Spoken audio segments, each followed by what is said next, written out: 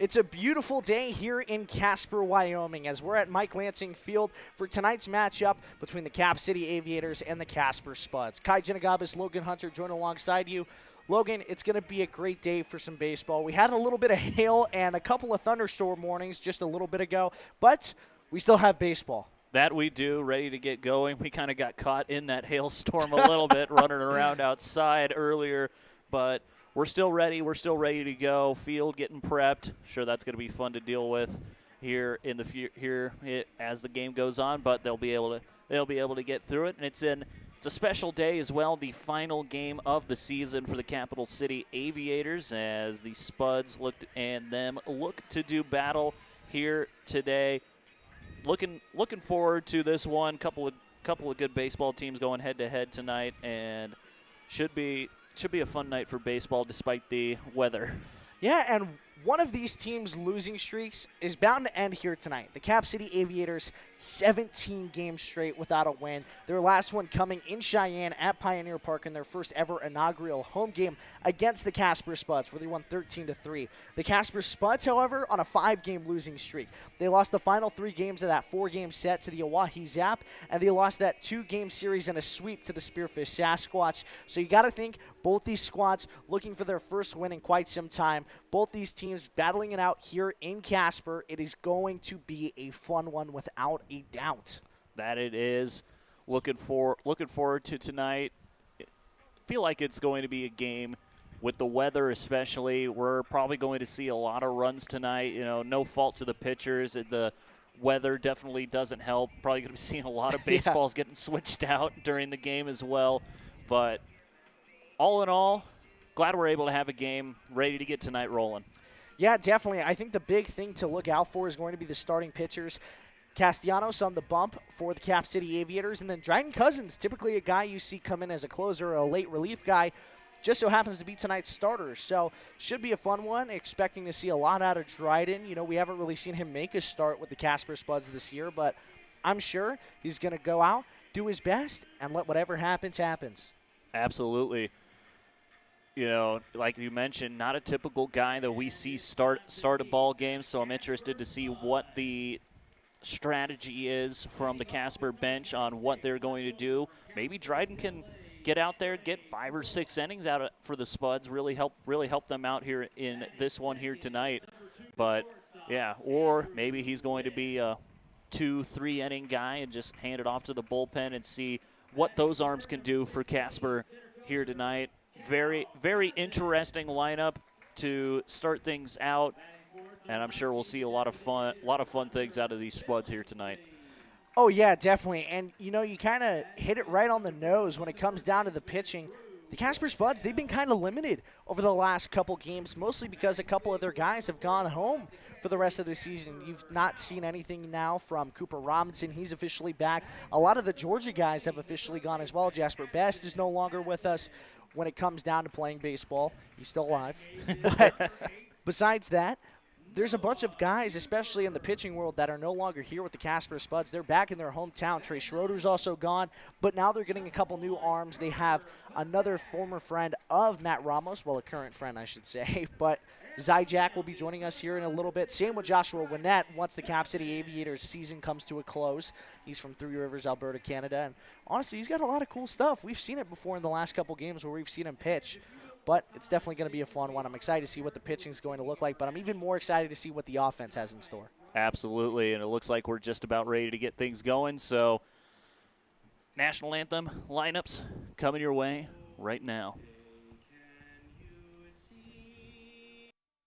Dawn's early light, what so proudly we hailed at the twilight's last gleaming, whose broad stripes and bright stars through the perilous fight o'er the ramparts we watched were so gallantly streaming, and the rocket's red glare, the bombs bursting in air, gave proof through the night night that our flag was still there. Oh, say does that star-spangled banner yet wave o'er the land of the free and the home of the brave?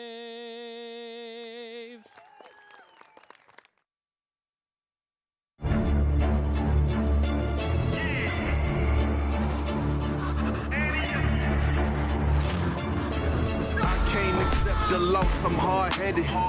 There's a little bit of madness to my method. Many falling off that fine line that I'm treading. I'll risk anything to be great. I'm not letting nobody rob me of my victory. Number one, that's what I'm meant to be.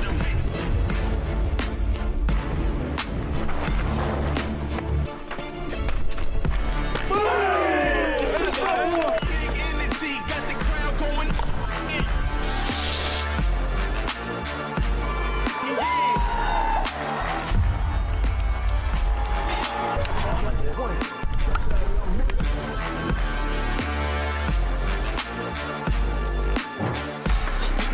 Number one, that's what I'm meant to be.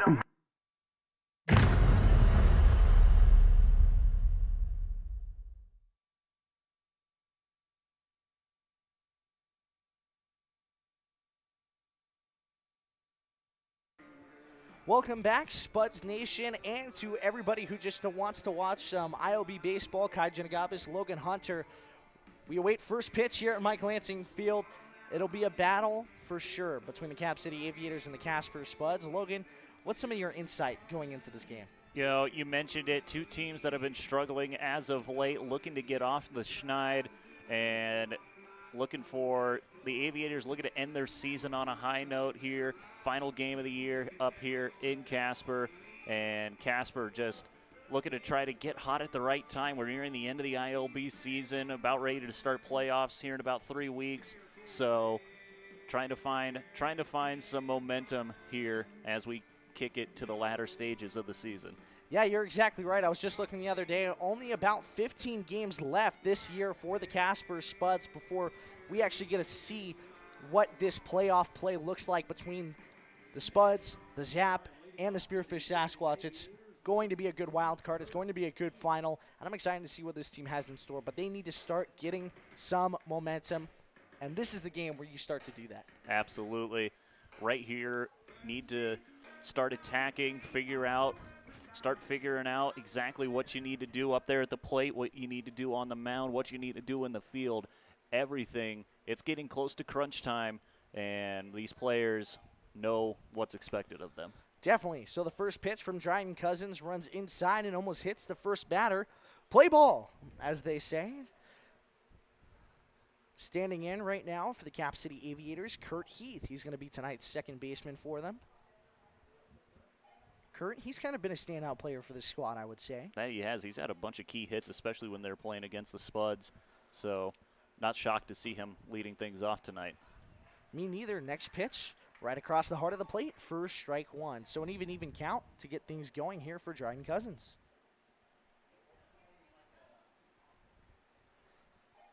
The 1-1 on the way to Heath. This one lined down the first base side, but foul. Kurt Heath, too, he enters tonight batting .346, but that OBP total, he also leads the team in with a .422. So definitely the best hitter on the squad. For sure, and you know that's exactly why he's leading off. He can hit the ball well and gets on base even better. So see what he can do here early in this one. Yeah, 27 hits on the year. He can do some more damage. The 1-2 off speed, runs outside, 2-2.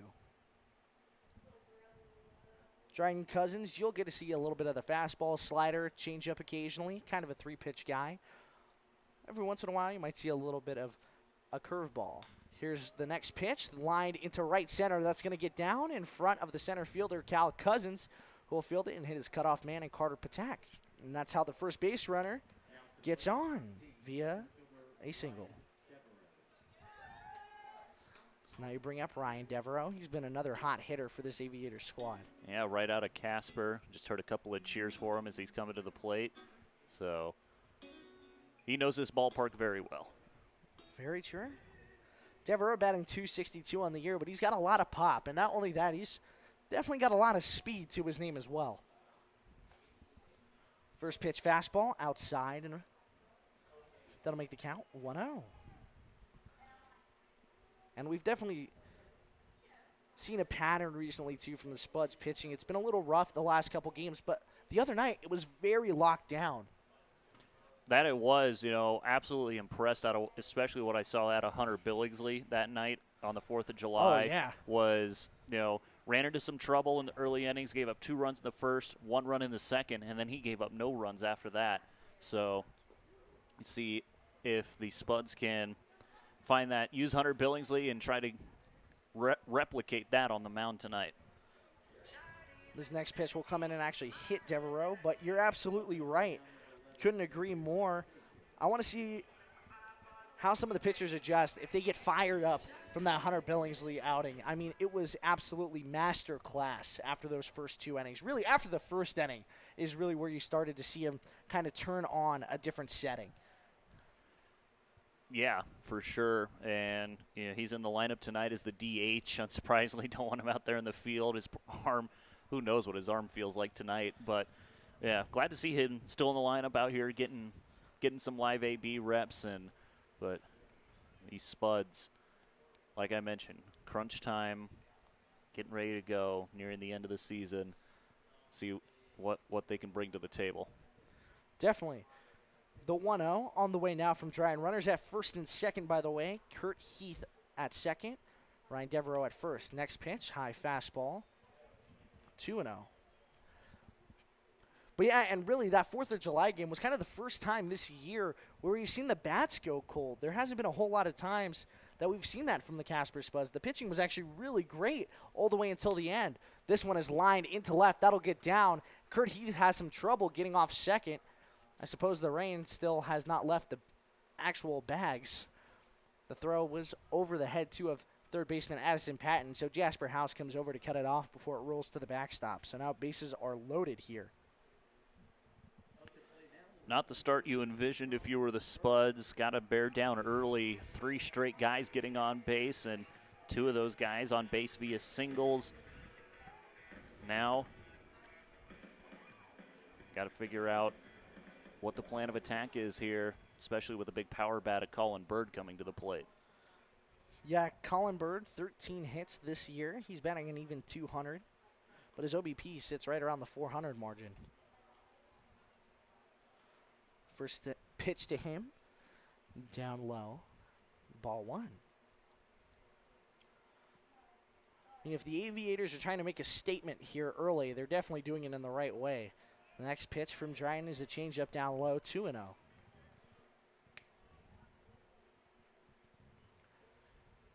Yeah, believe it or not, Colin Bird still does not have a home run left on the year. If there's a game he's going to do it, it'd be right now. Next pitch runs inside, 3-0 to Bird. Yeah, he's one of those guys, you look at him, you expect him to be hitting a home run every 2 games or so. But, oh, yeah. But, yeah, but we'll see the first baseman, that's Drew Wardell, coming in to talk to Cousins. I mean, if there's a guy I want to give me a pep talk, it's Drew Wardell. Oh, absolutely. You could hear him all the time down there in the dugout when he's not in the game, getting the guys hype. It's always a fun time when Drew's around. Always. Next pitch bounces in the dirt. So it's a 4-pitch walk to Colin Bird. Getting a little bit of the Barry Bonds treatment, I guess. So that'll bring Kurt Heath around from third. He'll cross and become the first run for the Aviators. Colin Bird's got himself a RBI. And now that brings up the catcher from Wailuku, Hawaii, Caleb Chai. It's already an arm up and throwing in the Spuds bullpen. Can't quite tell who it is. It is a lefty. First pitch bounces in the dirt, 1-0. Sure, we'll get word from our dugout reporter relatively soon. That dugout reporter, of course, being Nick Rose. Here's the 1-0 with bases loaded. Dryan finds the inside corner for strike 1.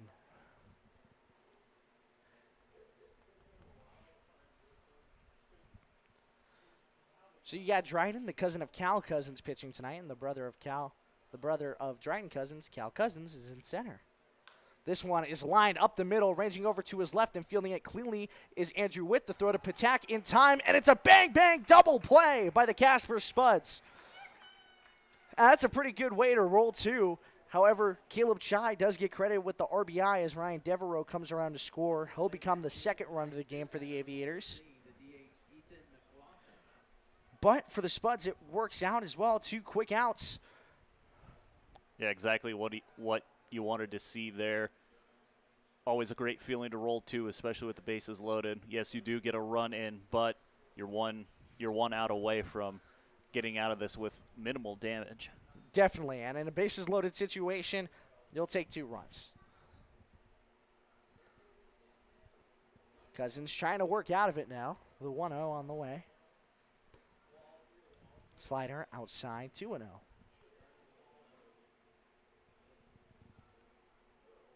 Campbell over there at third.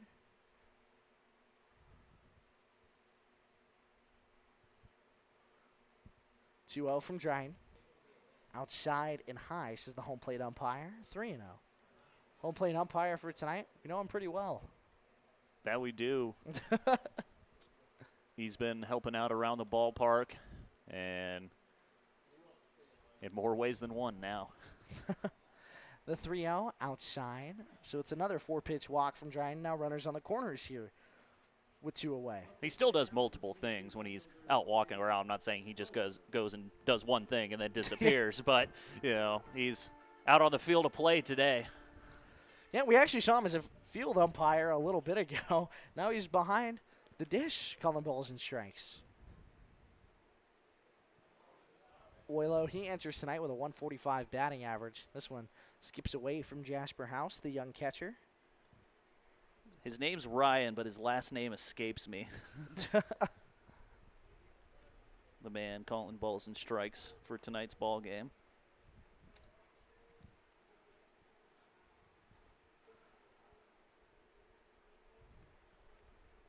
The 1-0 on the way from Cousins, grounded to the shortstop, Andrew Witt. He fields it cleanly, the throw to first base a little high, but Drew Wardell will apply the tag. No, it actually got out of his glove. It popped out after the tag was applied. The throw to home from Carter Patak to Jasper House is not in time either, so 2 runs will come across. Yeah, tough there. The throw from Witt taking you off the bag, but you're thankful because it takes you towards the runner so that you can maybe apply the tag before he gets there, but had the ball knocked out, and fortunately with traffic, that's exactly what can happen when something like that happens, and from the lead doubles now.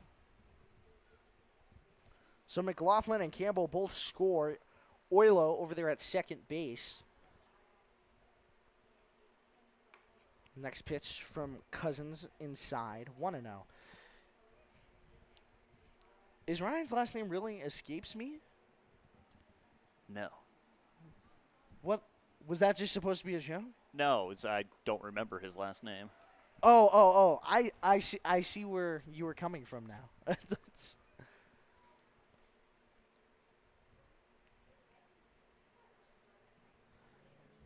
I was about to roll with it. I didn't know. The 1-1 on the way from Cousins, down low, 2-1.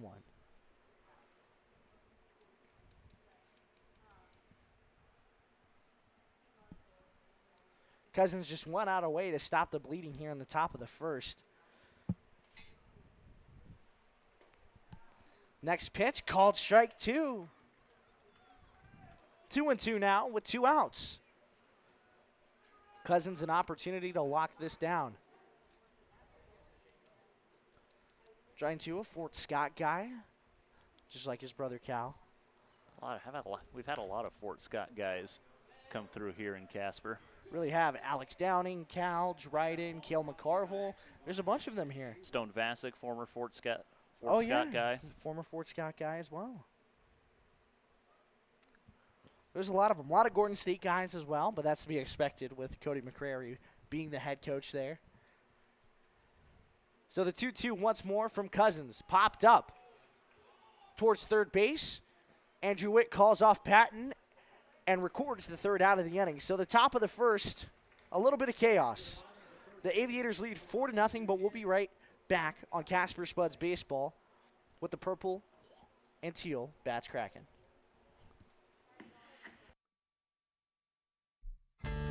Craving comfort food anytime, day or night? Head to Denny's. America's Diner is always open. Whether it's pancakes at midnight, burgers for breakfast, or coffee to fuel your day, Denny's has you covered. With friendly service, affordable prices, and something for everyone, it's the perfect spot to gather, relax, and dig in. So why wait? Swing by Denny's today, where good food and great memories are always on the menu.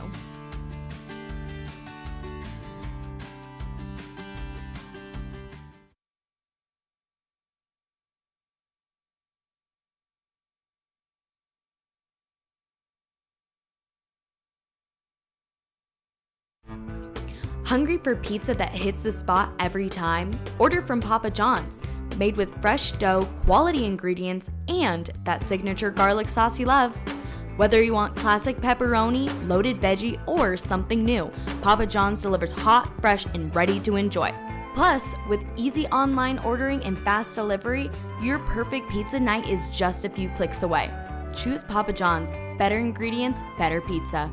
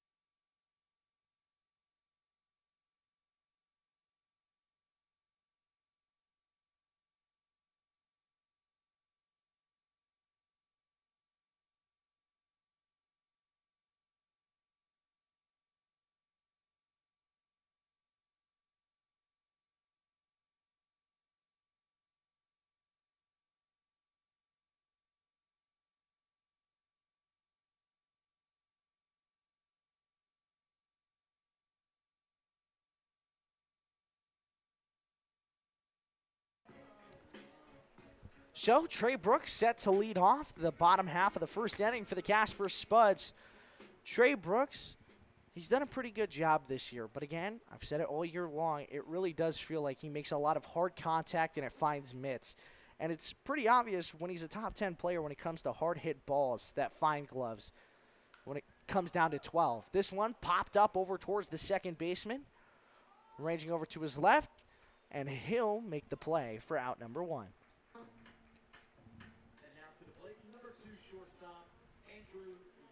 Yeah, your Spuds lineup will look like this. You saw Trey Brooks there pop out. Andrew Witt is batting second at shortstop. Cal Cousins batting third and center. Hunter Billingsley in the 4 spot doing the DHing. Drew Wardell batting fifth at first base. Jasper House is doing the catching. Addison Patton batting seventh at third base. Noah Buford is batting eighth in right field. And Carter Patak will be batting at ninth and over at second. So, pretty solid starting lineup.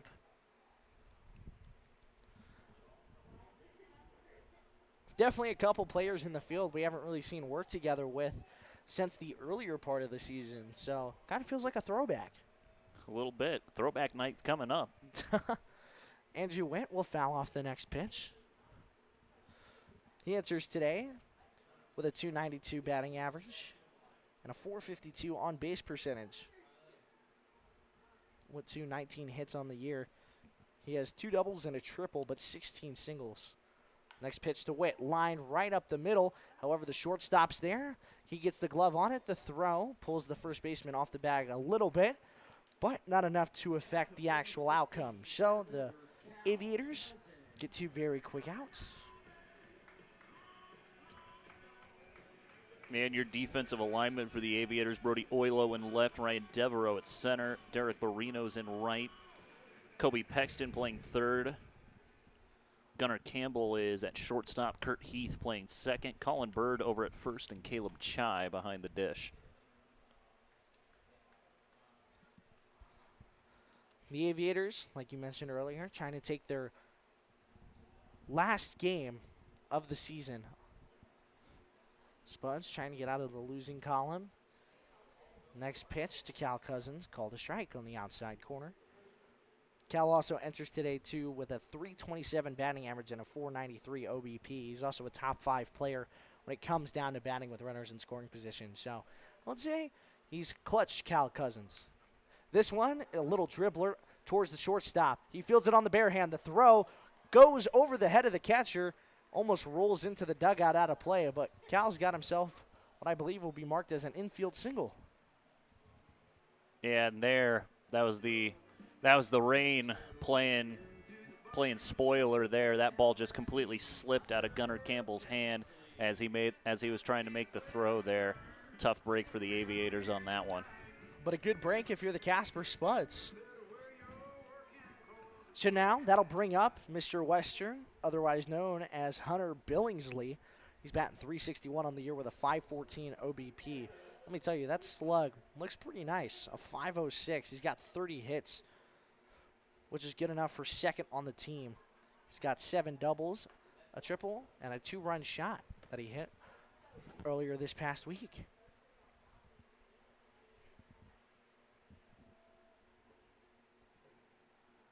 Billingsley, the two-way phenom. Saw him do a really good job on July 4th. We talked about it a little bit earlier, but the bat and the pitching skills look absolutely phenomenal. This one is lined to the second baseman, and it gets right past his glove. So Billingsley reaches first base with a single. So back-to-back singles for the Spuds puts runners at first and second now. Now you bring up Drew Wardell, the first baseman for tonight. He's recently had a couple of struggles at the plate, but looking to turn things around here in the latter half of the season.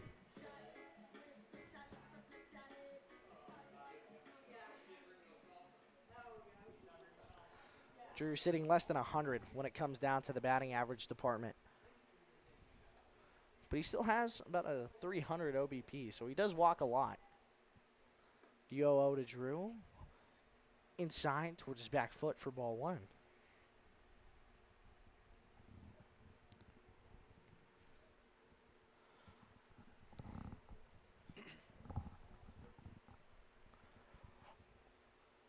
Next pitch, high and away, 2-0.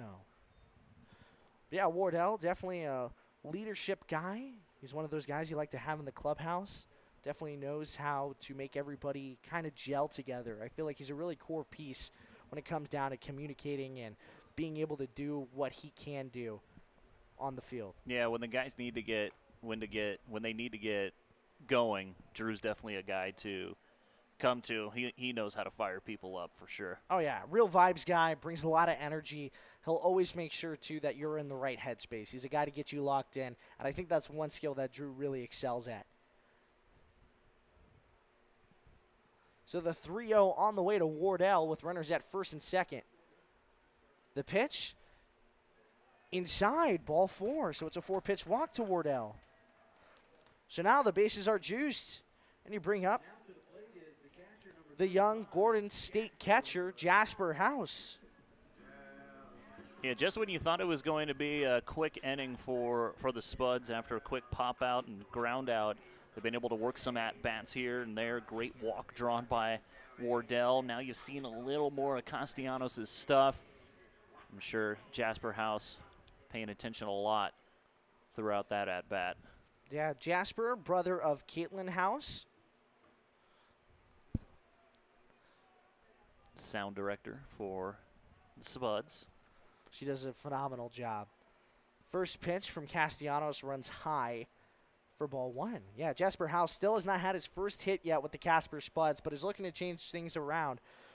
He's also sitting with a .333 OBP, but he's only had 4 at-bats. Next pitch, down low, 2-0. But House looking to put his name on the map with the Spuds as he came in with the head coach's brother, Cody McCrary, Chase McCrary. So he's looking to step up here. Next pitch, catches the outside corner, 2-1.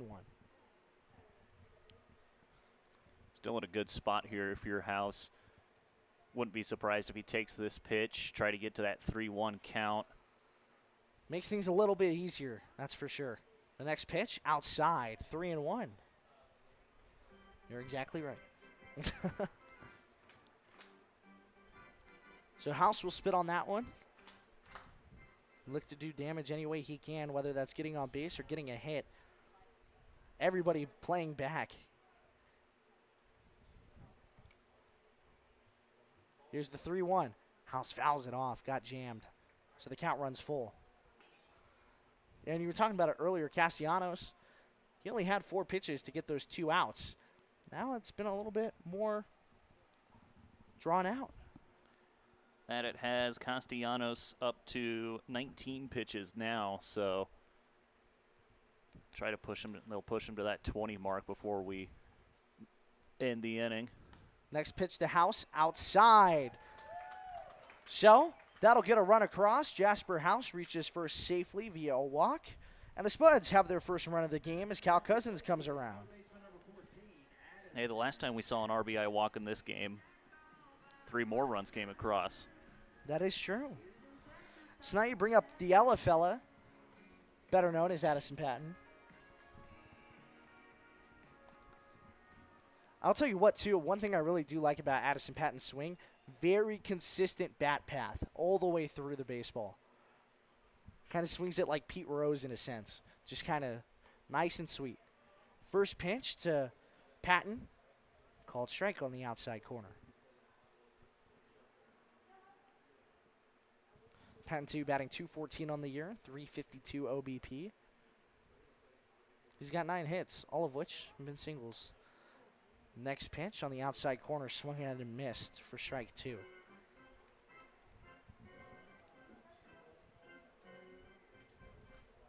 Patton trying to make sure the rally doesn't end here. The next pitch, outside. Good job, too, from Caleb Chai, making sure that didn't get past him. That could have been dangerous. Yeah, tried to go to the fastball, try to paint that outside corner. Just couldn't quite find it. Good job by Patton to hold back. Yeah, and I think the best thing you can describe that is, here is the next pitch, and it's lined over the head of the shortstop. Billingsley comes across to score. Drew Wardell rounds third, comes home, and it's now a 4-3 ball game off a 2-run RBI single from Addison Patton. So the Casper Spuds fighting back.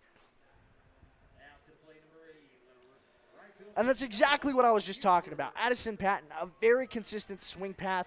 The bat to the ball was a beautiful thing. I mean, just barely able to get it over the head of the shortstop. Stayed super consistent with the bat path. It's just going to work out in your favor when you do that every time. Absolutely.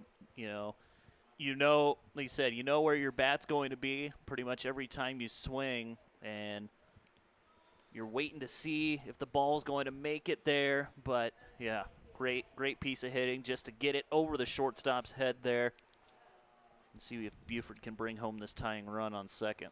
Buford, a Mississippi Valley State University commit. We'll be playing with them this next year alongside Jordan Jones, who was here just a few days ago. Yeah, played his last game back, I believe, that final game of the Spearfish series, or excuse me, the Oahe series. Yep. Next pitch, outside. 1-2 now to Noah Buford. Buford, too, he's another guy who has a lot of power. We've seen him lace a lot of hard-hit balls into the left center field gap. See if he can try to replicate that. Next pitch to him is a slider, but he swings over the top of it. And that'll conclude the first inning. But not before the Casper Spuds battle back and score 3 in the bottom of the first inning. So we have a 4-3 ball game on our hands in favor of the Aviators, but we'll be right back here on Spuds Baseball on YouTube.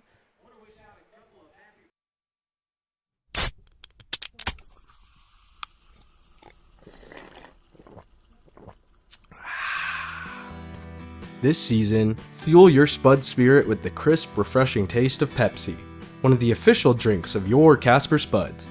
Whether you're cheering from the stands or the couch, Pepsi is the perfect game day companion.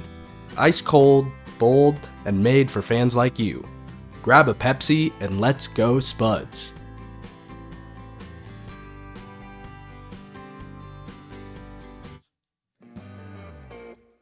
When it comes to reliable infrastructure, Duraline and Casper is leading the way. As a trusted manufacturer of high-performance conduit and cable protection, Duraline helps power the connections that keep Wyoming and the world running strong. From broadband to energy, their innovative solutions are built to last in any environment. Represented in Casper, trusted everywhere, Duraline, creating connections that matter.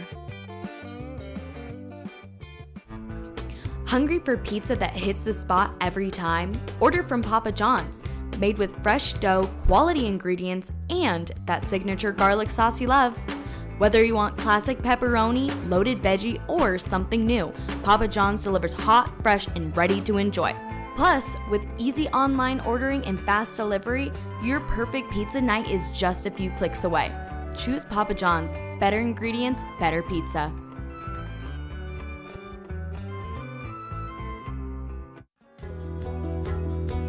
Craving legendary food and service? Head on down to Texas Roadhouse in Evansville, where the steaks are hand-cut, the rolls are hot and fresh, and the energy is always high. Whether it's a family dinner or a night out with friends, Texas Roadhouse is here for you. Located at 210 Miracle. Welcome back, Spuds Nation. The first pitch of the second inning starts the same way the first pitch of the first inning did, and that's by almost hitting a batter. Derek Barrino stands into the box, the right fielder for tonight. Also another two-way guy. We've seen him pitch a couple times, too, with the Aviators. He has. He was fantastic, going back to that win against the Spuds in Cheyenne. He came out and dealt for sure. Yeah, so Barrino now stands with an even count, 1-1. Next pitch from Dryan. Got a check swing out of Barrino. He'll foul it off the screen. And that's what Trevor Bauer would call a sword.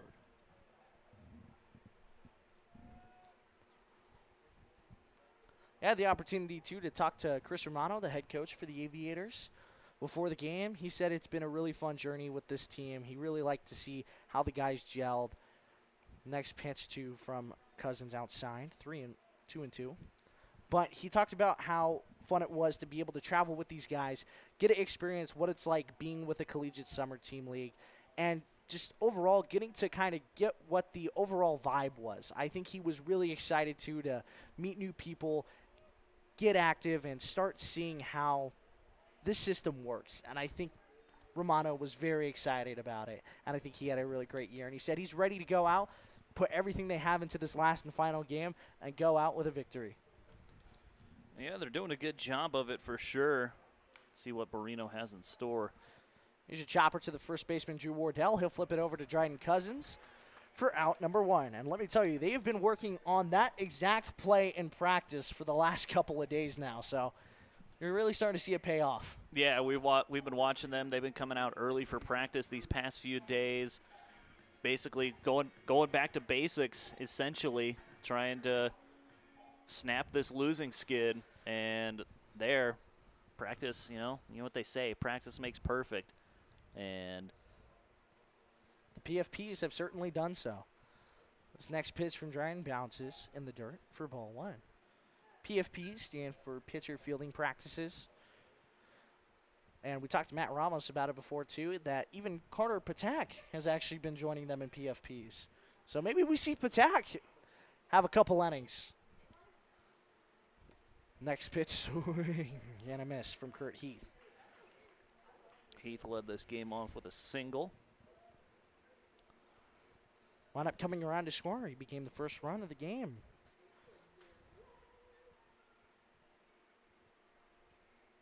Here's the 1-1 from Cousins. This one lined into right field. That's going to get down. Kurt Heath, he's 2 for 2 on the day. All singles. Pretty good start. 2 for 2, 2 doubles. Get to that top of the lineup that is very dangerous for the Aviators. They've really been putting a lot of good at-bats together here recently. beginning of the year, those games really weren't going their way, but they've come around. And as you mentioned, Curtis Romano, it's what happens when you get those guys together, and traveling everywhere, come together and able to start playing well. Here's a liner right at Patak. The throw to first base gets away from Drew Wardell. It'll skid into the dugout. So that'll move Kurt Heath automatically over to second. But Ryan Devereaux does get out on the line out to Carter Patak. Yeah, and those plays are hard. You have that line drive come right at you, and then quick, you got to set your feet quick, try to make that throw. And it's definitely a tough play. Yeah, and so that can happen more often than you think. Very true, but a good play nonetheless from Patak when it comes down to fielding that line drive. That was a hard hit ball for sure. That it was. First pitch from Drayton Cousins to Gunnar Campbell is a called strike. Campbell, the shortstop tonight for the Aviators. He singled in his last AP. So the lefty the Spuds had up and throwing has sat down. There's a right-handed pitcher throwing now. Here's the slider. Not able to catch enough of the plate. 1-1. Try to get a name for you here in a second.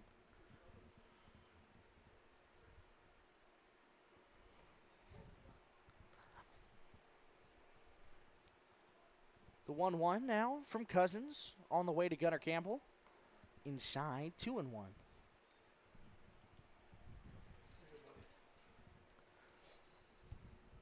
And I actually had the chance, too, to talk to Chris Romano again about his son, Lee Romano, who's now joining the U13 USA squad down in North Carolina. This one lined down the left field side, but he said he's very excited for it. I had an interview with Lee. He was a great kid. He had a 53.1 innings pitched with 60 strikeouts, and he's a two-way guy. He plays center field and center field and first base, and he batted .529 this past year with 73 stolen bases. I mean, how about that for a stat line? Yeah, pretty solid, and congrats to him for getting the invite. For sure. The 2-2 grounded to the shortstop Witt. The throw to first base to Drew Wardell is in time. And that will conclude the top of the second inning. The Casper Spuds only had to deal with Kurt Heath, but besides that, it was easy sailing for Dryden Cousins after a rough first inning. So the Spuds looking to bounce back here in the bottom of the second and take that lead right back. So we'll be back on Spuds Baseball on YouTube.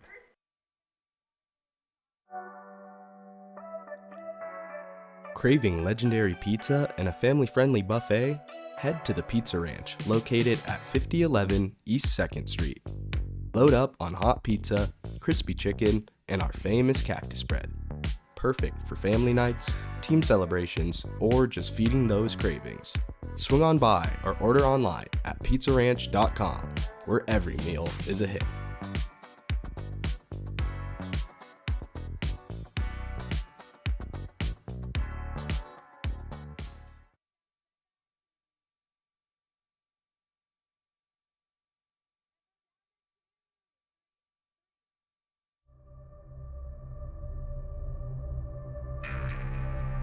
It's the crack of the bat, roar of the crowd, and an ice-cold Budweiser in your hand. Budweiser is the perfect companion to every pitch, hit, and home run.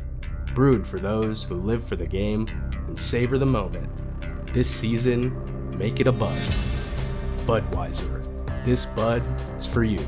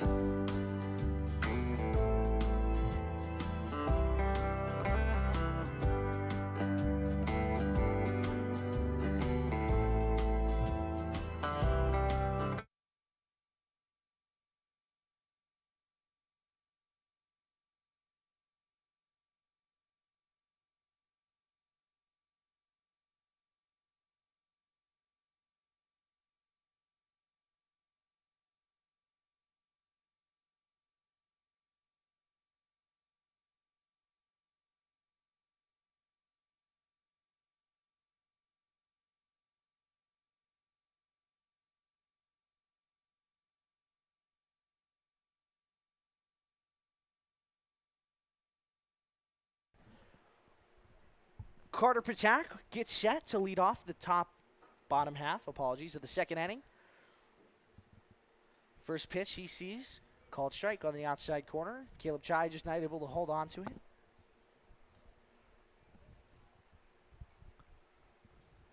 Patak, he's had a pretty good couple of outings when he's came up to the dish. He's done really well. Yeah, he has so here in these last few ball games that he's appeared in. Here's a chopper right back to the pitcher. Look what I found, the flip to first base. A little bit of a rainbow throw, but it's in time for out number 1. So number 1 grounds out to position number 1. Now you bring up Trey Brooks. Popped down towards the second baseman. Yeah, going back to Patak, against the Aviators in 2 straight games, he had 18th and 19th. He had 2 hits in both of those games. Yeah, and I believe a couple of series ago against the Zap, he went 3 for 3 in his last start with 3 RBIs. Maybe his second to most recent start. But he looked pretty good.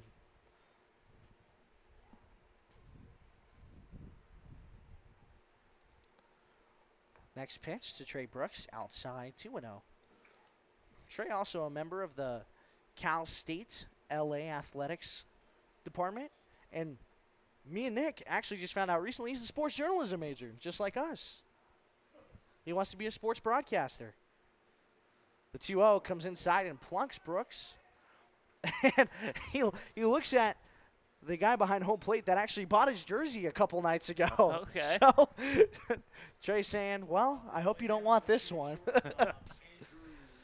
So Trey Brooks reaches first base, becomes the first base runner of this second inning for the Spuds. And now you bring up Andrew Witt. Yeah, whatever he said down there, Brooks had a good chuckle at it, pointed at him.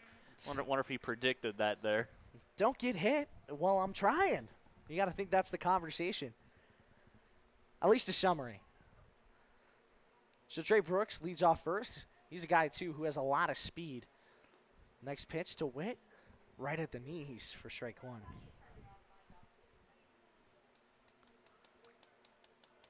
Special shout out, too, to all the parents that are in town this weekend. It seems like there's a lot of them. Yeah, for sure. Always love to see the people coming to see Casper from all over the place. Yeah, I know David Denton's parents are here. Jonathan Mendez's parents were here just a couple days ago. I believe they're still in town as well. Kale McCarville's family, the McMahans, as well as the Cousins families as well. All taking a visit to Casper. Next pitch to Witt, outside. Witt with that speed. He's accumulated 10 stolen bases this season. Good enough for 3rd on the squad. Yeah, sits right behind Wilcox. Elijah Reeves has the team lead. I believe with 15 now? Correct. Yeah, with that steal home. Yeah, pretty intense. He was safe, too. We watched it back. This one lined to the third baseman. Takes a 1-hop. The third to second in time. The third to first. Bang, bang, double play for the Aviators. Unfortunate series of events for the Casper Spuds. But it was a great double play from the Aviators. You can definitely see the fight that they're showing here for their last home game of the season. So we'll be right back, though, to Spuds Baseball on YouTube here at Mike Lansing Field. If you're visiting Casper for business, adventure, or just passing through town, Best Western has you covered. With clean, comfortable rooms, free hot breakfast, and a staff that treats you like family, you'll feel right at home, whether near or far.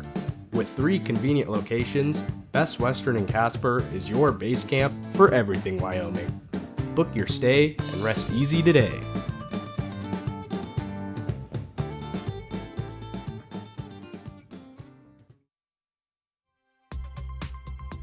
Looking to get active and connect with your community? The YMCA of Natrona County and Casper has something for everyone. State-of-the-art fitness equipment, youth programs, swim lessons, and more. Whether you're chasing goals or just getting started, the Y is here for you. Visit CasperYMCA.org and join a community that moves you forward.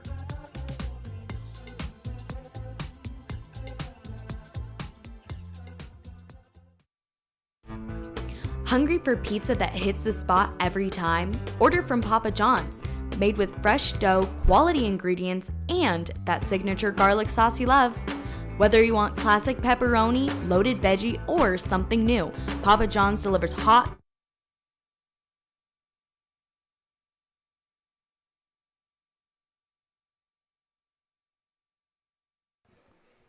Colin Bird leads things off for the Cap City Aviators here at Mike Lansing Field to begin the top of the third inning. First pitch from Dryden Cousins is a slider right across the belt. First strike one. Spuds trail by 3. It's a 4-1. It's a 4-3 ball game. Next pitch from Cousins bounces in the dirt. 1-1. Cousins in the first inning threw 30 pitches. In the second inning, only 14. So definitely bringing the pitch count down. I think that was the main concern, too, for pitching coach Nathan Townsend as well, trying to make sure you don't really use that arm too much. Again, Dryden Cousins typically a reliever, late relief, closer type of guy, not used to having to use all of this stamina. And I think that's something that you're going to want to see from Cousins tonight on how to make your decision about where is he going to be in terms as a pitcher for you later through this season. The 2-0 from, 2-1 from Dryden, down low, 3-1. So very hitters-friendly count. Also, a special shout-out, too, again, to Grant Hofford, our graphics guy. He made the starting lineup graphic tonight, as he does every night, and we appreciate him with the utmost respect. Colin Byrne takes an inside fastball for a 5-pitch walk. So Colin Bird reaches base again via a walk. He's 0 for 0 at the plate in 2 ABs. You'll take that. You will any day. Raising the OBP is always a good thing. Caleb Chai stands in now. He grounded into a double play back in the first inning, but he did bring a run in as well. Next pitch, absolutely sailed behind Caleb Chai. That'll go to the backstop, handling in his house. Chai didn't even move.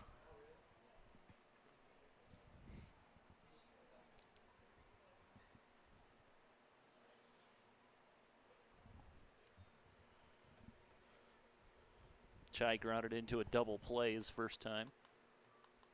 No chance for that here now.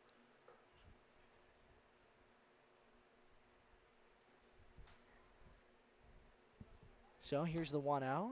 Fastball runs high, 2-0. Looked like that got on House quick there. He jumped up, great catch there. But almost looked like he was surprised to see the fastball there. I'm a little surprised he didn't come out and talk to Cousins. Yeah, House, he had a rough first game with Matt Ramos on the bump. It was a tough time for him behind the dish. But at the same time, it was his first time catching Ramos. It was his first time actually seeing some live pitching in a game. He hadn't done any either in terms of bullpen sessions. So I think he did a really good job with what little time he had to prepare for that situation. And I think he's really starting to build on that opportunity now where he has to go with some new arms and just kind of learn your pitcher, learn the mechanics, learn how things go, and just build that real dual threat in terms of that battery. Yeah, he kind of got thrown into the fire his first game, just showed up and said, all right, you're catching tonight, man. And, and fresh out of high school, first time facing this college talent can always be tough. But sure, now he's got a couple of weeks under his belt, knows what to expect, and he's looked pretty decent back there tonight. Definitely, and I'll say it definitely helps when it comes down to learning pitchers on your squad, learning the guys that you're going to have to catch for, having a couple bullpen sessions with them, talking to them about what their pitch selection looks like, where they're missing most of the time. As this one is lined into straightaway left field, catches main for out number 1. But yeah, and I really do think that that's where your mindset has to go as a younger catcher, trying to catch for these college guys that have 1, 2, 3, sometimes even 4 years of experience underneath their belt. You have to try to adjust and learn from those guys to make yourself better as a catcher. And I think Jasper House has done a significant job at doing that, and he's done it really well. The 0-0 swung at and missed. Good pitch from Cousins. Yeah, McLaughlin came up. He was ready to attack. I don't think he was expecting a pitch that low. And he has to step out and rethink his strategy here. Sometimes you just have to do that. Take a quick breather. Remind yourself not to get in your head. Don't be overly aggressive. The next pitch, swing and a miss. 2-0 now to tonight's beer batter if you're at Mike Lansing Field. Get on your toes. Head on a swivel, ladies and gentlemen.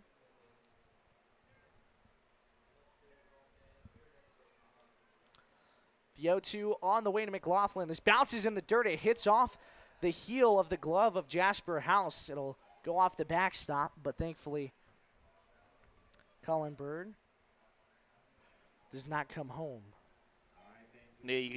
Yeah, I'm sure he wanted to there because House thought that pitch bounced up in front of him. You saw him there. He was looking into the sky trying to find it. And he was already at the backstop, but good job to find it quick and keep that runner from coming all the way home.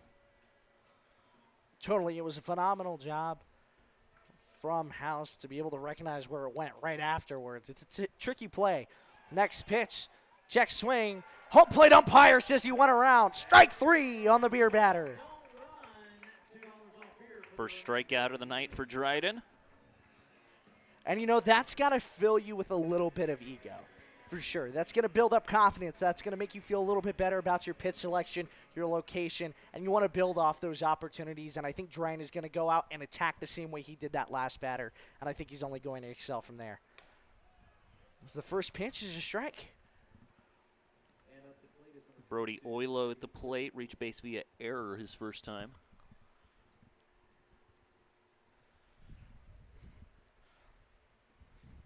Here's the 0-1 from Cousins.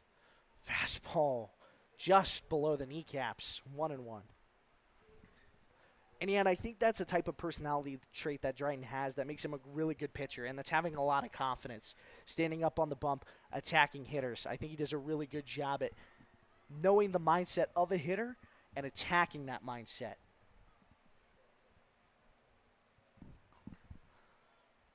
The 2-1 now on the way from Cousins. Next pitch runs high and tight. 3-1 now. Cousins trying to put up another scoreless frame. Behind the count, 3-1. The pitch, high fastball for ball 4. So it's a 5-pitch walk to McLaughlin. Or apologies, to Oilo. Earlier saw Trey Santos throwing in the pen.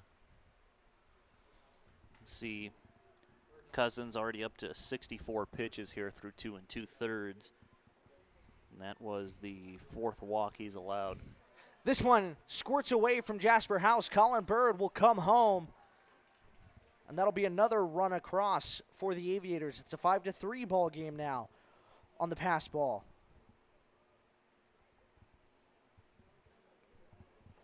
Oilo, too, will make his way over to second.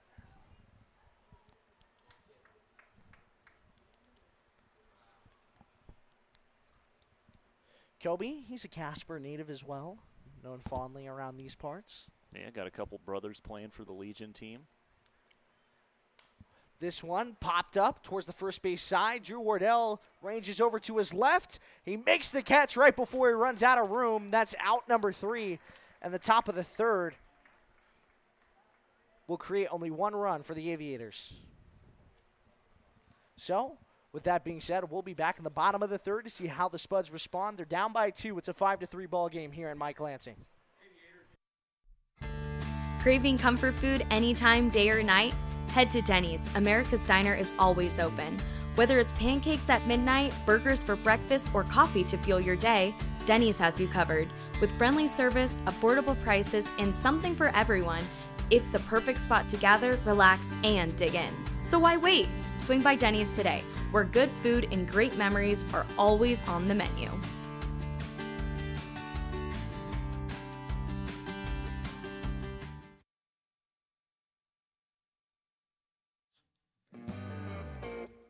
When it comes to reliable infrastructure, Duraline and Casper is leading the way. As a trusted manufacturer of high-performance conduit and cable protection, Duraline helps power the connections that keep Wyoming and the world running strong. From broadband to energy, their innovative solutions are built to last in any environment. Represented in Casper, trusted everywhere, Duraline, creating connections that matter.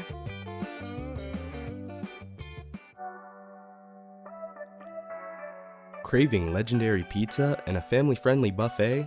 Head to the Pizza Ranch, located at 5011 East 2nd Street. Load up on hot pizza, crispy chicken, and our famous cactus bread. Perfect for family nights, team celebrations, or just feeding those cravings. Swing on by or order online at Pizza Ranch. It's the crack of the bat, roar of the crowd, and an ice-cold Budweiser in your hand. Budweiser is the perfect companion to every pitch, hit, and home run. Brewed for those who live for the game and savor the moment. This season, make it a Bud. Budweiser. This Bud is for you.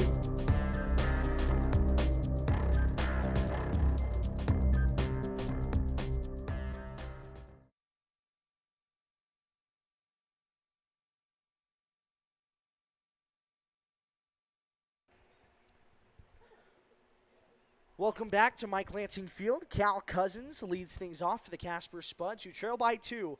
It's a 5-3 ball game here in the bottom of the third. Cousins fakes the bunt. That pitch is outside. 1-0 to start things off in this bottom half of the third.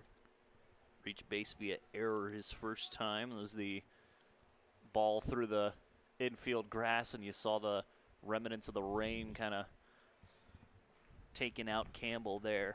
They mark it down as an error? They did mark it down as an error. Wow.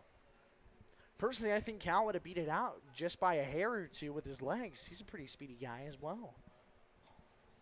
Don't disagree. I would say above average speed, actually. As I don't disagree. He can This move. one lined up the middle. It might hit off the second base bag. It does, but it's played on the hop really well. It bounces in the dirt, but not in time. I'll tell you what, though, that would have been a great play had they gotten Cousins over there at first. Yeah, it looked like Campbell almost expected the ball to kick off the bag there. It was going on the perfect line. Great job by staying with it and grabbing it as it kicks off the bag. Most guys, when they see that, they'll panic.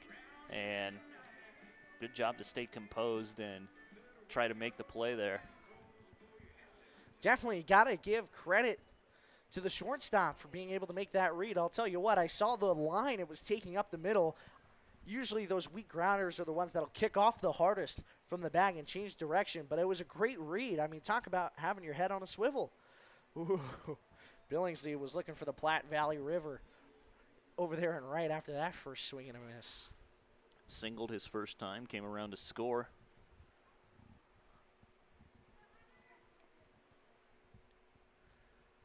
Billingsley behind the count 0-1. Cousins leads off first. Next pitch, outside and down low, 1-1.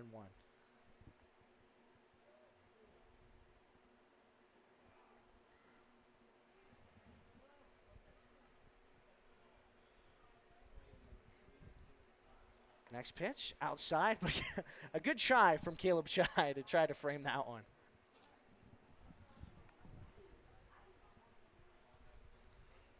Shy had to really try to move that one back over across the corner to try to get that call. Yeah, when you got to swim move your arm, I don't think you're going to get that call very often. Here's the 2-1, just at the knees, strike 2. 2-2 now.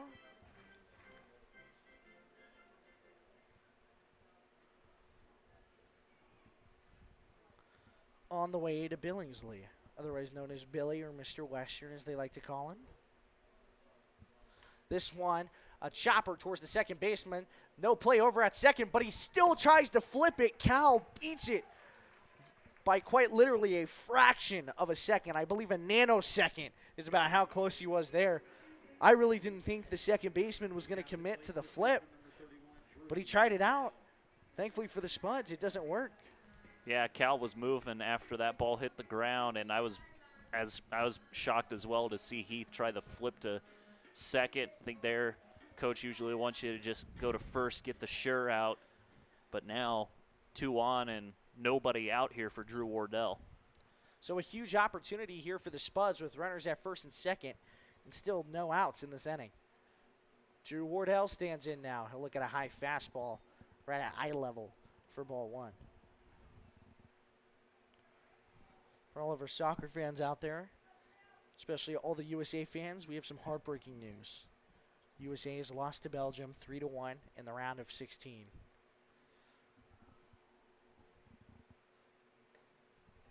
It was an unfortunate series of events in the final about 20 minutes for Team USA. Yeah, Christian Pulisic went down with an injury, so had to get a sub on for him, and then quickly a goal came after that.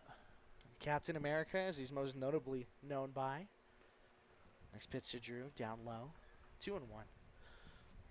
But yeah, I will say the only thing that hurts is you have to wait another 4 years before you get a chance again. Right. However, I'm sure Team USA will be back in it. They'll be trying their hearts out to go win that World Cup next go around.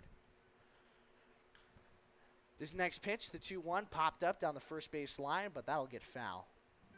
But Logan, with that being said, with the World Cup going on, it's big news right now in America. A lot of international people, especially Europeans, trying to think of the other places everybody's coming from. Apologies. South America. South America. People are coming from all over the world, basically. All 7 continents are all in the USA right now, trying to watch their team play it out in the World Cup. But my question to you is, who do you think is going to wind up winning in the end? I was pretty impressed with Spain today, seeing that, but I think I got to go Brazil. Brazil's out. Are they out? Yeah, they lost to Norway. Erling Haaland had 2 goals against them. Then give me Norway. Honestly, I can see it. There's a chance. Here's the 3-2 to Drew Wardell. It hits off his back, but that'll load the bases now for the Spuds. Cal Cousins advances to third. Billingsley moves over to second, and Wardell will now stand over at first base with Jasper House coming to the plate. No, apologies. I think that hit off of Drew Wardell's bat. Yeah, it looked like a weird ricochet there. Yeah, when he dropped and started bending down, I thought that was him taking off his shin guard as well. But I kind of had a feeling that hit his bat, so still stick with Drew Wardell here. I was about to say, I didn't see him start walking to first, and I thought for a moment maybe I missed something. This next one's popped up towards the press box, off our roof, but we'll do the 3-2 again. But yeah, I think I'm going to have to go with Argentina. I think they're going to do the back-to-back. I think they're going to pull it off. Messi's final year, I think it would be a great legacy run. Speaking of legacy run, how about legacy club? Cooper Hack over at first base. Yeah. 2026 Legacy Club inductee. The 3-2 to Drew Wardell. The slider runs inside. So as I was saying earlier, Cal Cousins now moves over to third, Billingsley to second, and Drew Wardell to first. And now that brings up Jasper House.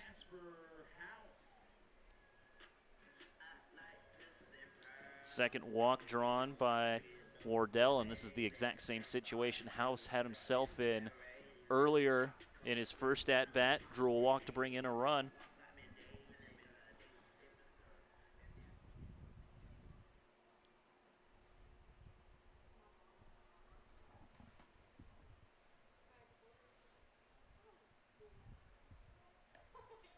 First pitch to House, outside, 1-0.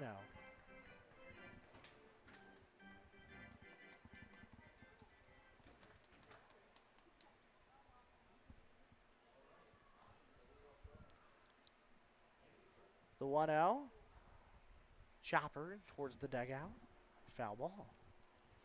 Yeah, I'll tell you what, though. The World Cup really is something. It's a great way to get communities involved, see everybody just enjoy a game they love, and that's kind of the feel that gets created here at Mike Lansing Field as well. Absolutely. Get people together, watch any sport, soccer, baseball, but...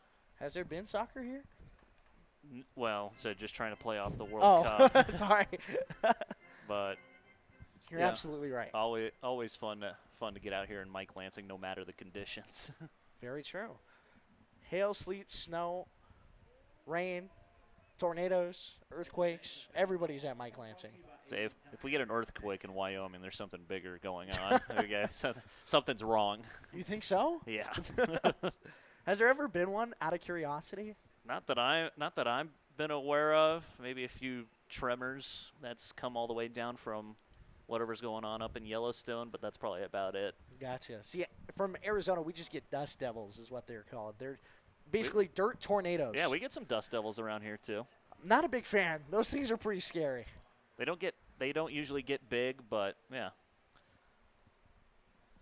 So the 3-2 now to Jasper House. He's looking to do some damage as well with the bases juiced. It's a loaded baked potato. He's looking to take all the toppings off, as Nick Rose would say. The 3-2 runs high. Ball 4. So it's a 5-pitch walk to Jasper House. That'll bring Cal Cousins around to score. Billingsley moves over to third. Wardell to second. And now House over to first. Might have to start calling Jasper Mr. Consistent. two RBI walks tonight. If he does it a third time, nickname's solid. I think so. I can definitely agree. But do you guys actually get dust devils out here? I mean, I don't know what it's like down in Arizona, but you see every once in a while, just if the wind's whipping the right way, you'll look out and just see a dust devil every now and again. You know what? I actually will say on my drive out here, I did see a couple of dust devils taking the big road out here. It was kind of wild.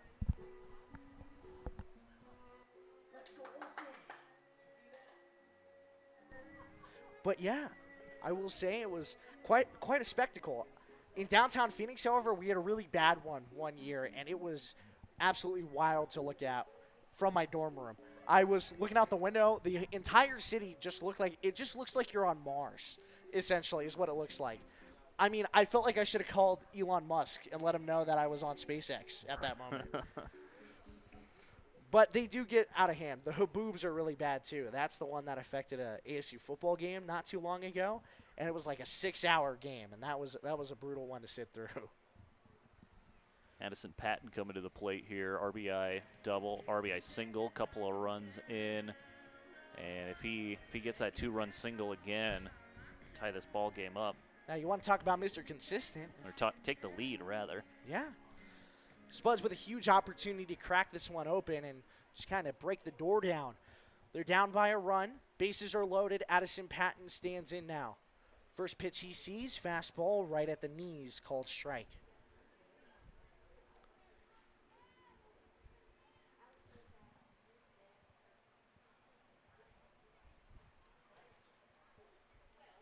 Next pitch gets a little bit away from Castellanos. 1-1. Logan, what have you seen out of the Spuds squad so far going into this bottom half of the third? A lot more patient at bats than we've seen in recent times.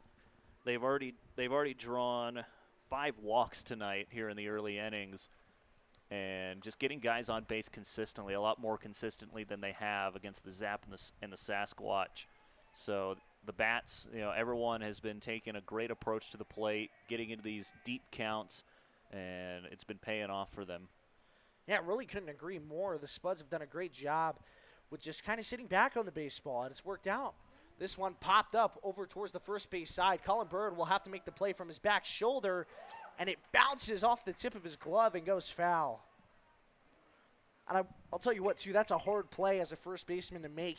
Even if you do catch that ball, you have Hunter Billingsley over there at third base. There's an opportunity there for him to come across and be the tying run that scores. So kind of a win-lose situation there if you're Colin Bird.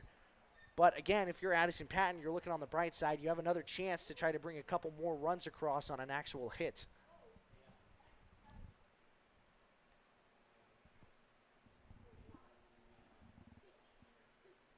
The 2-2 to Patton. Chopper down the third base line, but foul again. That slider caught a lot of the zone. Patton's going to wish he had that one back. And again, those are one of those pitches that just makes your eyes light up for a quick second. And you get so eager to swing out at it, but that breaking ball / off-speed pitch will just get you a little bit out in front. It can ruin that bat. Next pitch down low, 3-2. Shouldn't say ruin the at-bat, more or less ruin the moment of a home run. Let's see, Castellanos really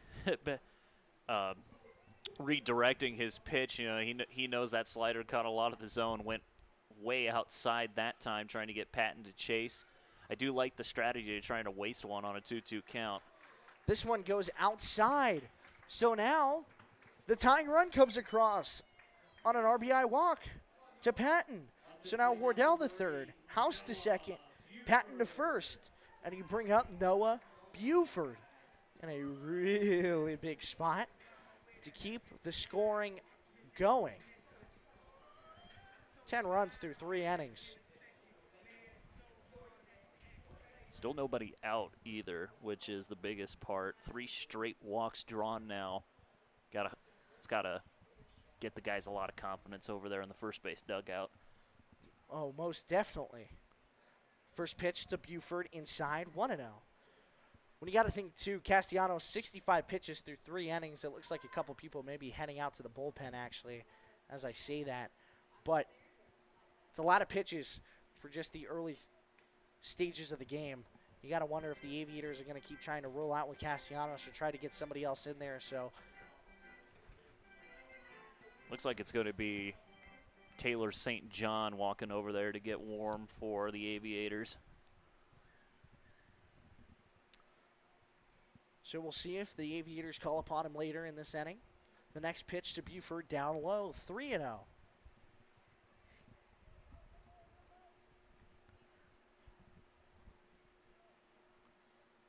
So a 4-pitch walk could realistically bring in Drew Wardell from third and be the go-ahead run.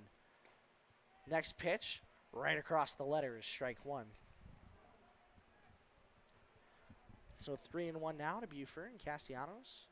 68 pitches through 3. Here's the 3-1. Fastball that barely catches the outside corner. That'll run the count full.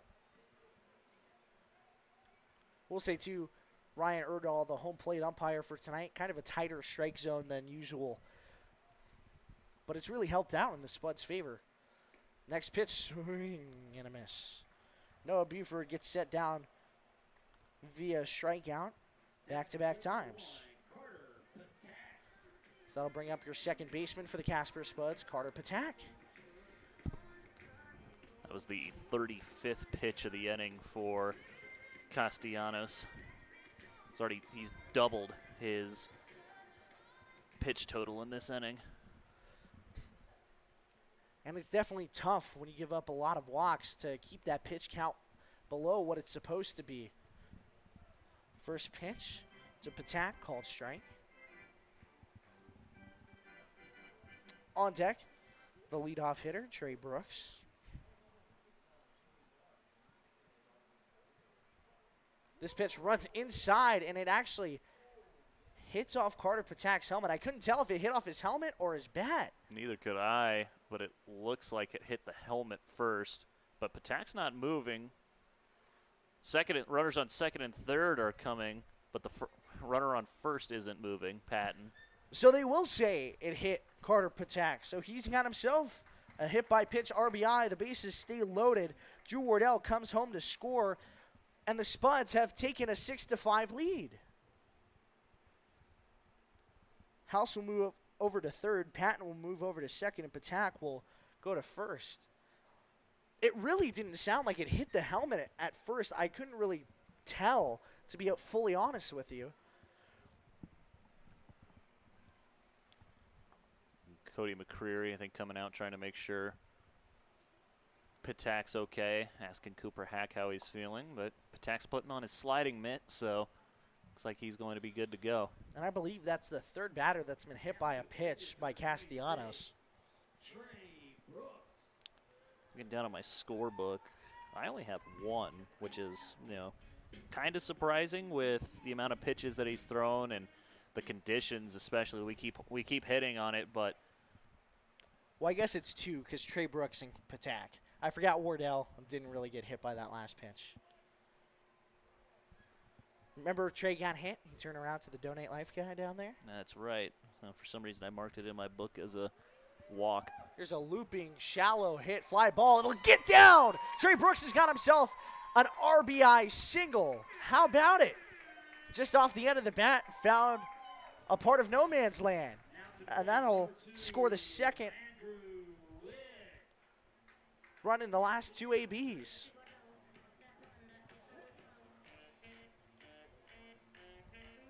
Trey Burks has himself an RBI single, so he'll be over there at first. House came around to score. Patton now over at third and Patak at second. Witt 0 for 2, couple of ground outs for him. Yeah, but it's hard to say that this guy is not due.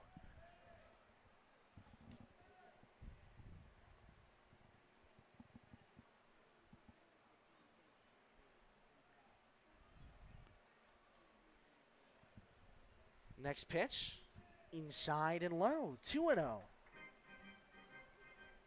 4 runs already across in this inning for the Casper Spuds. 12 runs in total scored between both teams through 3. Next pitch, outside, 3-0.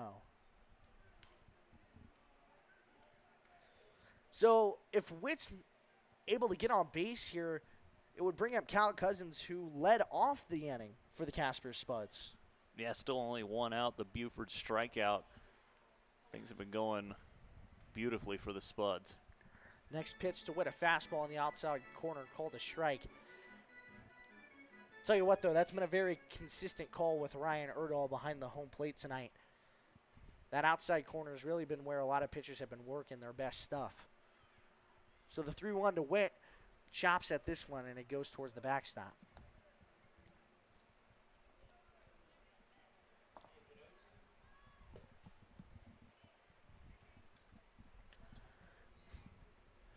So the full count to Andrew Witt. Castellanos an opportunity to get the second out of this inning. Witt swings and misses at the next pitch. So the second strikeout of the inning for Castellanos. That'll bring up Cal Cousins. He had a leadoff single earlier to start this inning where he came around to score. He was the first of the 4 runs that have come across. Yeah, 2 ABs for Cousins, reached base via error and singled. He's scored on both of them so far.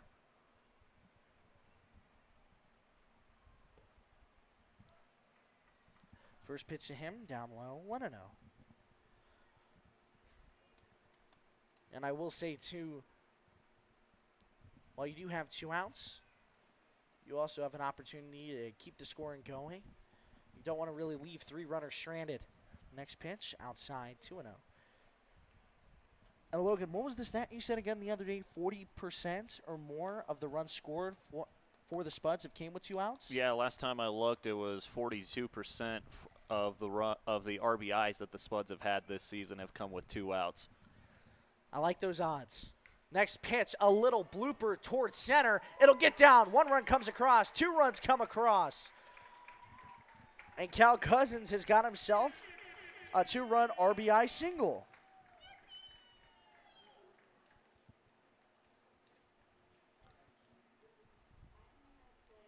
Gonna run out of space in my scorebook here.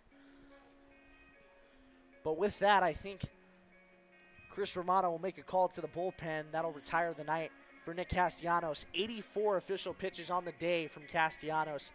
You got to give it to him. He tried his hardest for the last game of the regular season with the Aviators. We wish nothing but the best of luck to Castellanos, but we'll be right back with more Spuds Baseball here on Spuds Baseball on YouTube.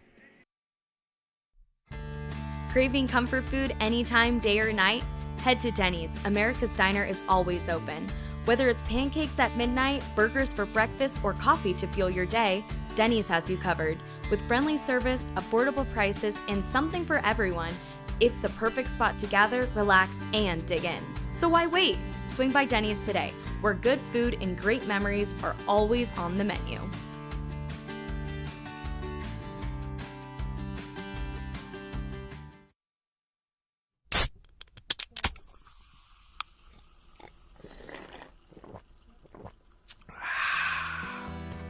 This season, fuel your Spud spirit with the crisp, refreshing taste of Pepsi, one of the official drinks of your Casper Spuds. Whether you're cheering from the stands or the couch, Pepsi is the perfect game day companion. Ice cold, bold, and made for fans like you. Grab a Pepsi and let's go Spuds.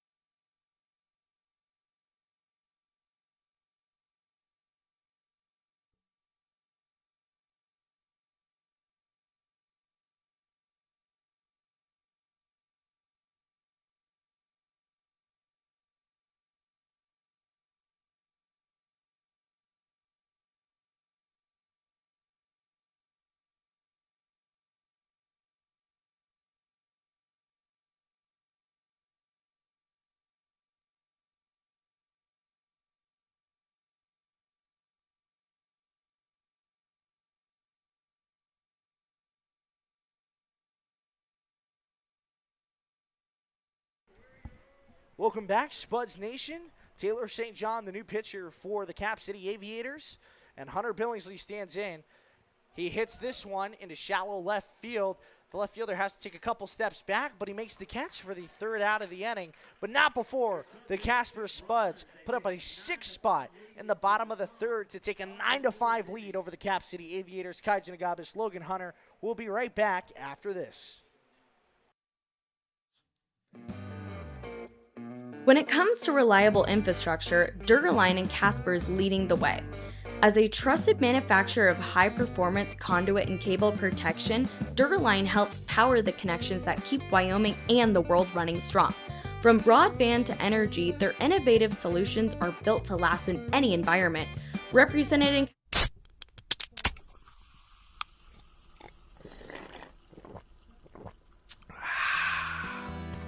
This season, fuel your Spud spirit with the crisp, refreshing taste of Pepsi, one of the official drinks of your Casper Spuds. Whether you're cheering from the stands or the couch, Pepsi is the perfect game day companion. Ice cold, bold, and made for fans like you. Grab a Pepsi and let's go Spuds.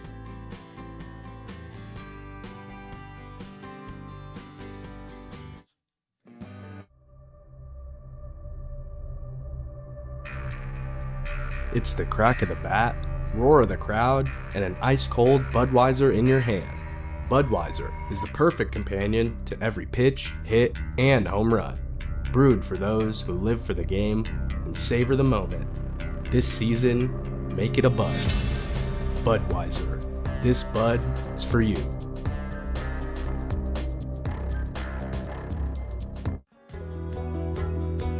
Craving legendary food and service? Head on down to Texas Roadhouse in Evansville.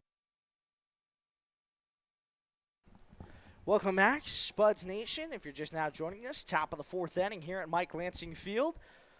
Dryden Cousins still on the bump for the Spuds. Kai Janagabis, Logan Hunter, and Nick Rose join alongside me, who will actually kick it down to for a quick second. Nick? Apologies. Nick's having some technical difficulties. We'll kick to him in just a second.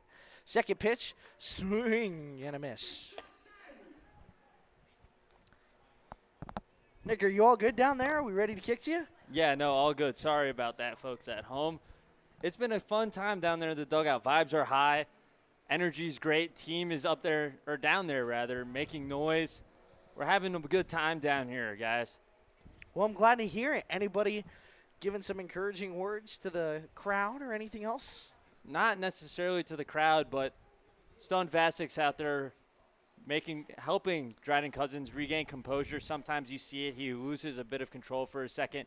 Nathan Townsend, pitching coach, also out there mentioning things, reminding him about his release point. Remember, telling him to get settled, calm down, take a breath, you're all good. Last thing before I let you go, Nick, any words on how Jasper House has been doing behind the dish tonight? No words. There has not been many comments at all about how he's doing behind the dish. All good. Thank you so much. We appreciate it. We'll kick it back down to you in just a few. So the full count now to Barrino. High fastball gets away from House. It'll roll to the backstop. It'll be a 6-pitch walk to Barrino.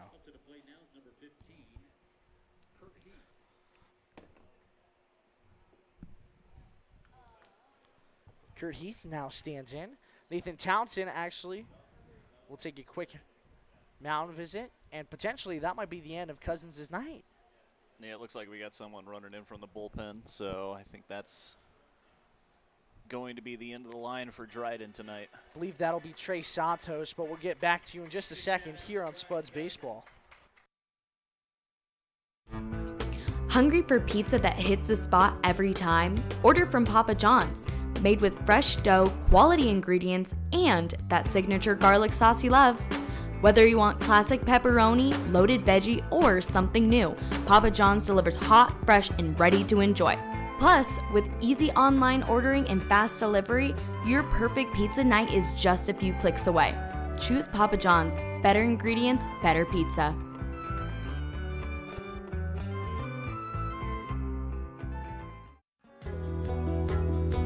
Craving legendary food and service? Head on down to Texas Roadhouse in Evansville, where the steaks are hand-cut, the rolls are hot and fresh, and the energy is always high.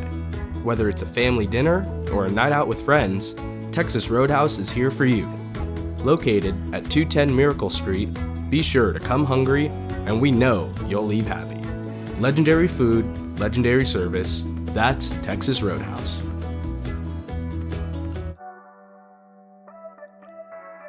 Craving legendary pizza and a family-friendly buffet? Head to the Pizza Ranch, located at 5011 East 2nd Street. Load up on hot pizza, crispy chicken, and our famous cactus bread. Perfect for family nights, team celebrations, or just feeding those cravings. Swing on by or order online at pizzaranch.com, where every meal is a hit. If you're visiting Casper for business, adventure, or just passing through town, Best Western has you covered. With clean, comfortable rooms, free hot breakfast, and a staff that treats you like family, you'll feel right at home, whether near or far. With 3 convenient locations, Best Western in Casper is your base camp for everything Wyoming. Book your stay and rest easy today.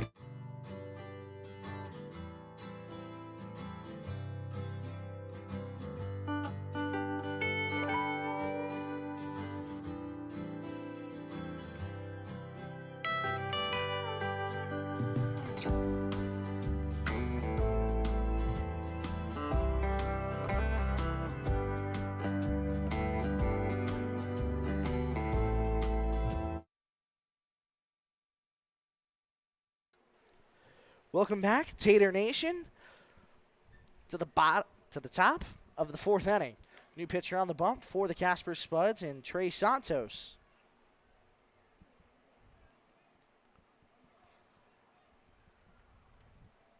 Santos this season making his 7th appearance. He also has 3 starts under his belt. Here is a liner down the left field line. It'll get down in front of the left fielder. He'll pick it up. The throw to third is not in time, as Kurt Heath will move over to second.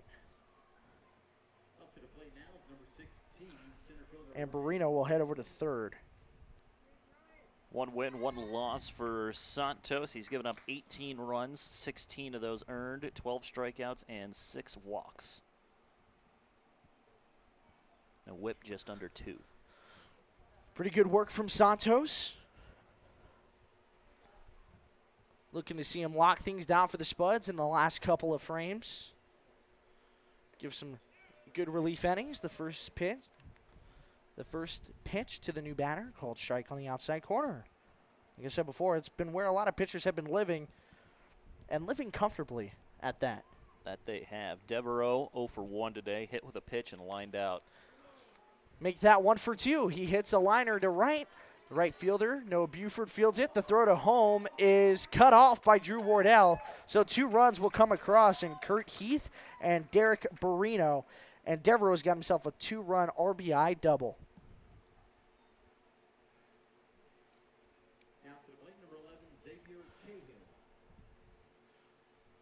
So it looks like Xavier Cahill will pinch hit here for Gunnar Campbell.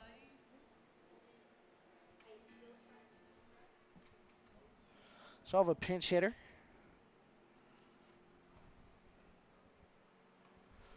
First pitch bounces in the dirt, 1-0.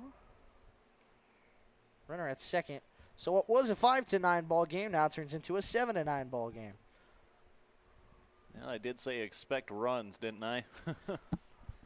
Well, I'll tell you what, there's been a lot of them. That there has. Next pitch, outside, ball 2.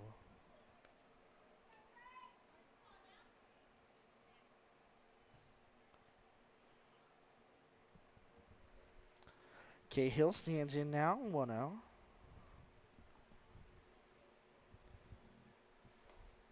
Next pitch, inside again, 2-0.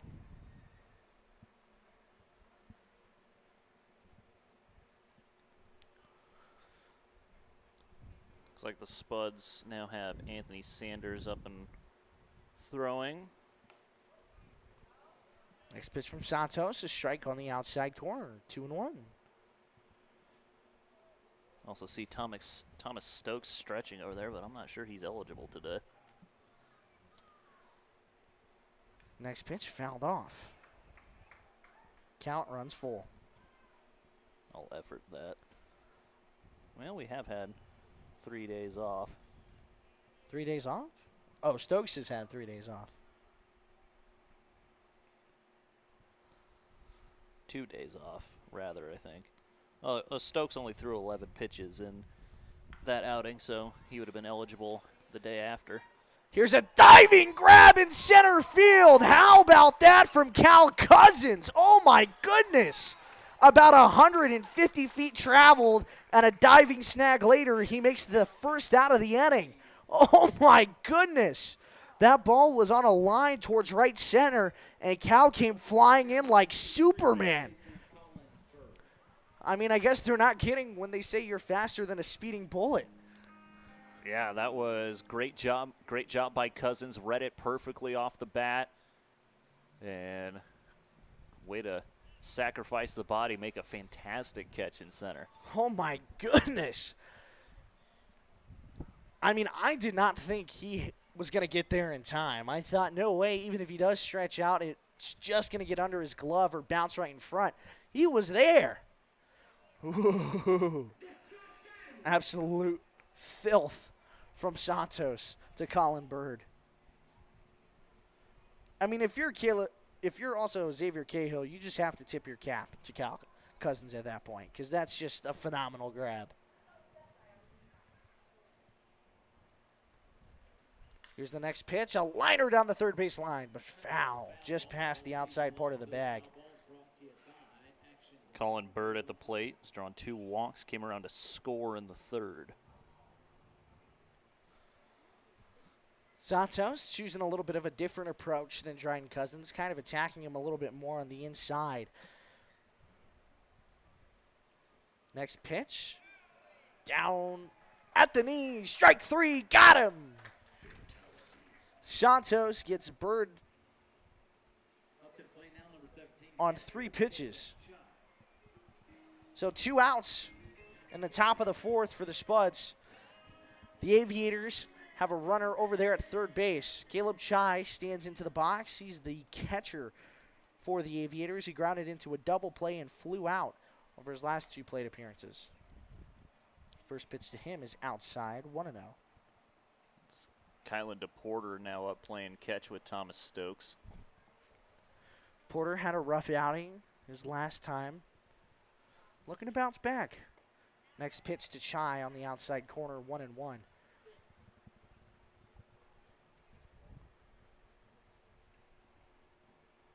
Chai's 0 for 2, grounded into a double play and flew out.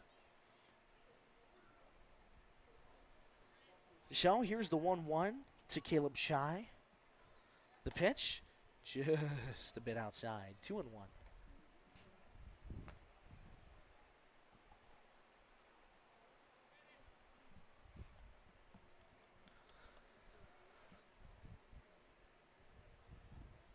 Chai takes a quick timeout, stands back into the batter's box. He's looking to bring that runner in. Here's a little liner to the third baseman. Patton opens the glove, fields it cleanly. The throw to first base. Got him. So the Aviators pick up 2 runs in the top of the 4th inning, both of which credited towards Dryden Cousins. But the Spuds still hold on to a 2-run lead. The score is 9-7 in the bottom of the 4th inning. We go. We'll be right back on Spuds Baseball on YouTube. Hungry for pizza that hits the spot every time? Order from Papa John's. Made with fresh dough, quality ingredients, and that signature garlic sauce you love. Whether you want classic pepperoni, loaded veggie, or something new, Papa John's delivers hot, fresh, and ready to enjoy. Plus, with easy online ordering and fast delivery, your perfect pizza night is just a few clicks away. Choose Papa John's. Better ingredients, better pizza.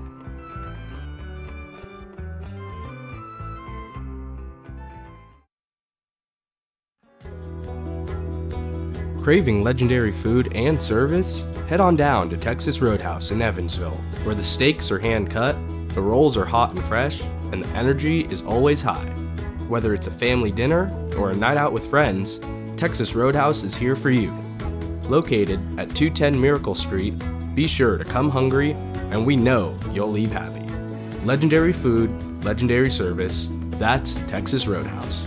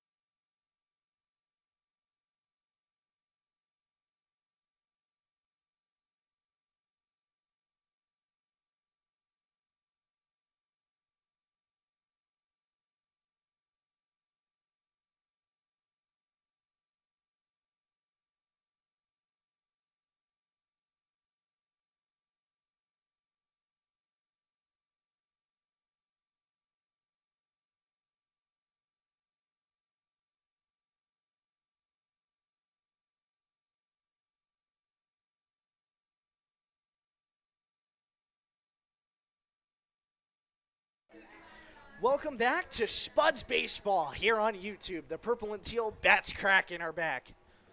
Drew Wardell leads things off in the bottom of the 4th inning. He's looking to get the scoring started again. Drew Wardell swings at a first pitch. Strike 1. 11 batters for the Spuds in that 6th run. 3rd inning. Wardell drew a walk in that inning. He's got 2 of them tonight. Next pitch to Drew, called strike on the outside corner. It's really been terrorizing batters tonight.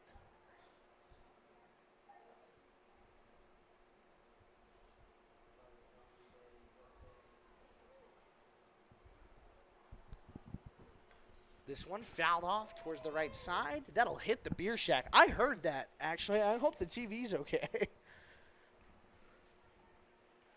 Taylor St. John, they got out of the inning before we could properly introduce him. This is his 6th appearance, 11 1/3 inning. He's made 1 start, no wins, no losses. 10 runs, 9 of those earned, 3 strikeouts, and 11 walks this season. Pretty good stuff from St. John's. Still a 1-2 now to Drew Wardell. I actually had a conversation about him the other day where he was talking about how when he swings and misses, it's very graceful. And I have to agree. The 1-2 outside just by a centimeter or two. 2-2 now.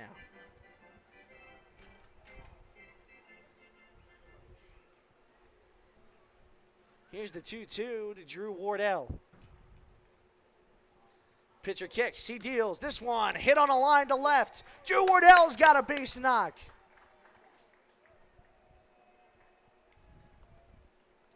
Yeah, just saw that coming through at the right time. I believe St. John went to the changeup there, and Wardell able to stay back just enough, dump it into left field, leadoff single, and the Spuds keep rolling here. Gotta tell you what, I love watching Drew be able to get a couple base knocks here and there.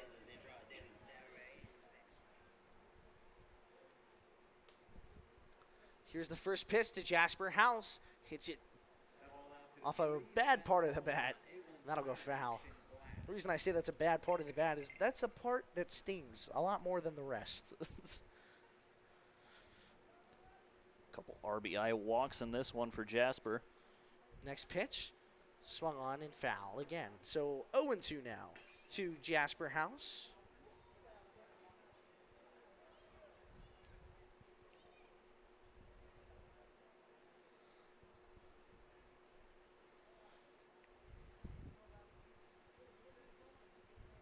Oh-2 once more. Ooh. Change up just a bit outside. 1-2. I'll tell you what, though, if House sees that one again, you got to make sure you try your best to go after it. Drew Wardell takes his lead. Another breaking ball, but just over the top of the letters. 2-2 now.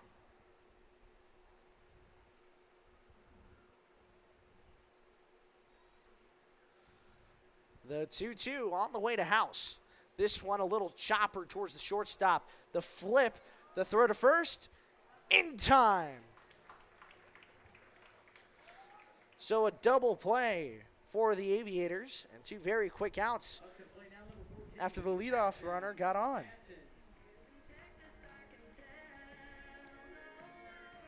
And after putting up 2 runs in the top half of the inning, the Aviators obviously want to get out of this inning quick. That definitely helps speed up the process, but as a lot of these guys have been, a tough out to the plate now for the Spuds.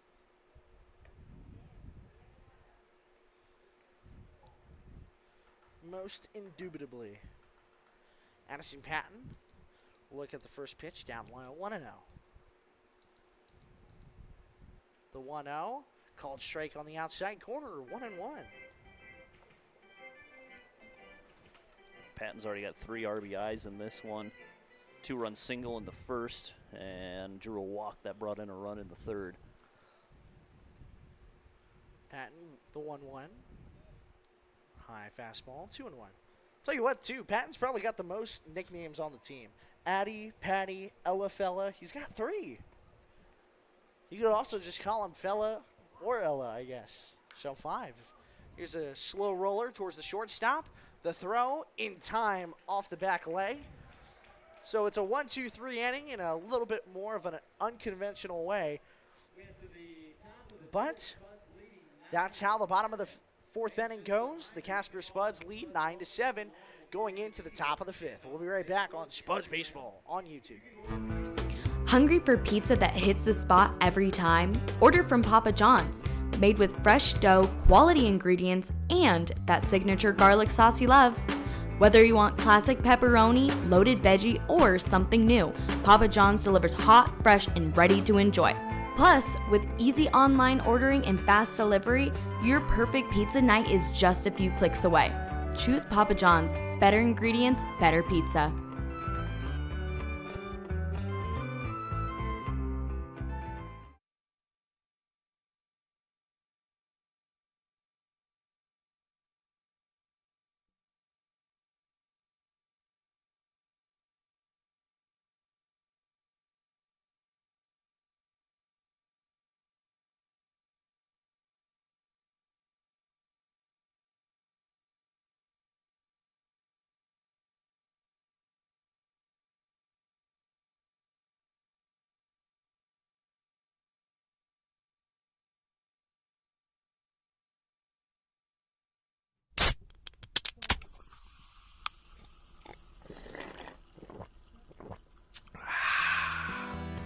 This season, fuel your Spud spirit with the crisp, refreshing taste of Pepsi, one of the official drinks of your Casper Spuds. Whether you're cheering from the stands or the couch, Pepsi is the perfect game day companion. Ice cold, bold, and made for fans like you. Grab a Pepsi and let's go Spuds. Welcome back to more Spuds baseball here on a beautiful Monday night at Mike Lansing Field in the heart of Casper, Wyoming. First pitch from Santos. Is he called? Strike on the outside corner. To the batter, McLaughlin ties DH. Couple of changes for the Spuds. Cole Barta has entered the game. He's in center, and Andrew Witt comes out. Cal Cousins moves over to shortstop. So a little bit of an interesting defensive change. The 0-2 now on the way to McLaughlin. Santos kicks, he deals. Strike three, got him looking. So I guess if you strike out the guy swinging the first time around, you might as well try to get the backwards K as well. Santos does so. And 2 strikeouts for Santos, both of the looking variety. He's done pretty well coming out of the pen. I feel like Santos has really done a great job at kind of settling things down. I feel like sometimes when he gets a little further ahead, starts making a couple of mistakes. Ooh, swing and a miss. Check swing and a miss. But Santos has done a really good job kind of elevating his game in that aspect, slowing things down, making sure his stuff is working. And I think that's really helped him be a little bit more successful in tonight's outing.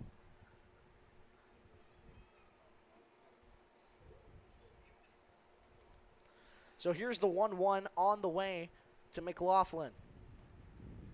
This time, fastball low and inside the 2-1. Oilo 0 for 1. Reached base via error in the first and walked in the third. Oilo looking for his first base knock of the day. Next pitch, called strike right at the knees. 2-2. It's the bee's knees, as they say.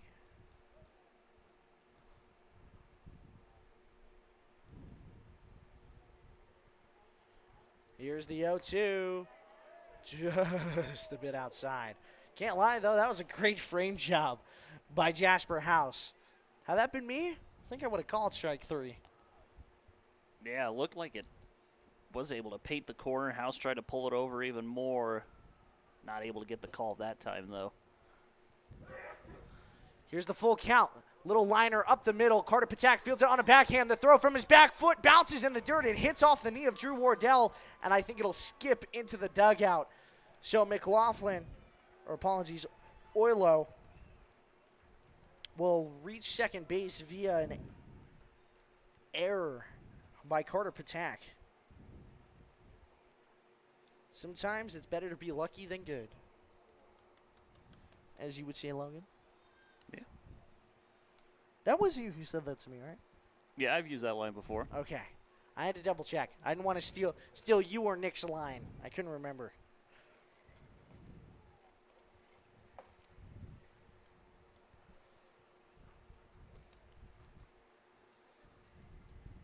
Here's the next pitch. High and away. For ball 1. Kobe Pexton 0 for 2, couple of pop-outs. Yeah, popped out to the shortstop, popped out towards the first baseman. Got to wonder if he'll go around the horn. Next pitch, outside, 2-0.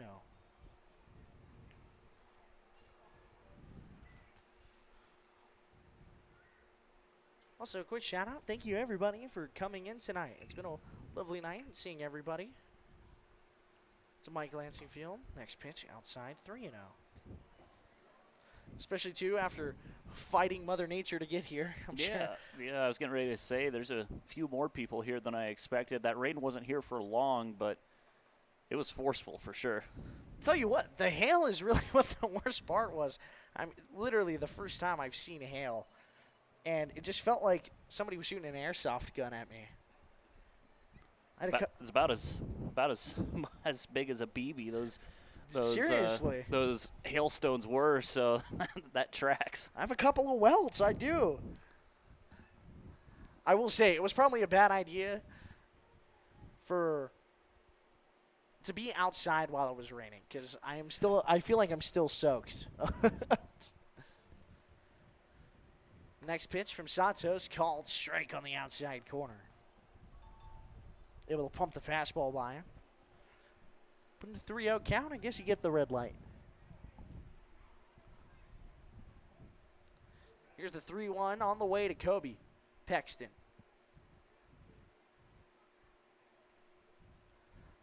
This one swing and a miss. Count runs full here. 1 out away already in the top of the 5th. The runner at second, Brandon Oilo.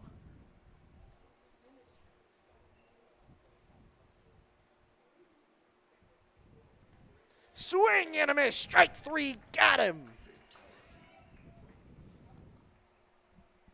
Already 2 strikeouts for Santos in this frame. Logan, I also want to ask you another question as well.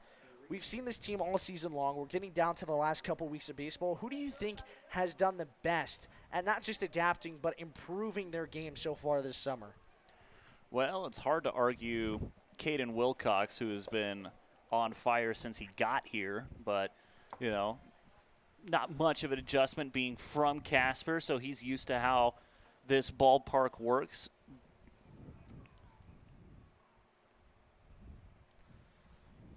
I think I'd have to agree. Keaton Wilcox has done a phenomenal job, but he also did a great job, too, at Bismarck State College just this past year. I mean, he did absolutely phenomenal. If I had to choose one in particular, I feel like I would either go with David Denton or Hunter Billingsley would probably be my top 2, especially as a two-way. Billingsley has done a phenomenal job with the Spuds. There's a bouncing breaking ball. Jasper House will recover it in front of the home plate, but the throw down to third is not in time. So Oilo over to get over there quick enough.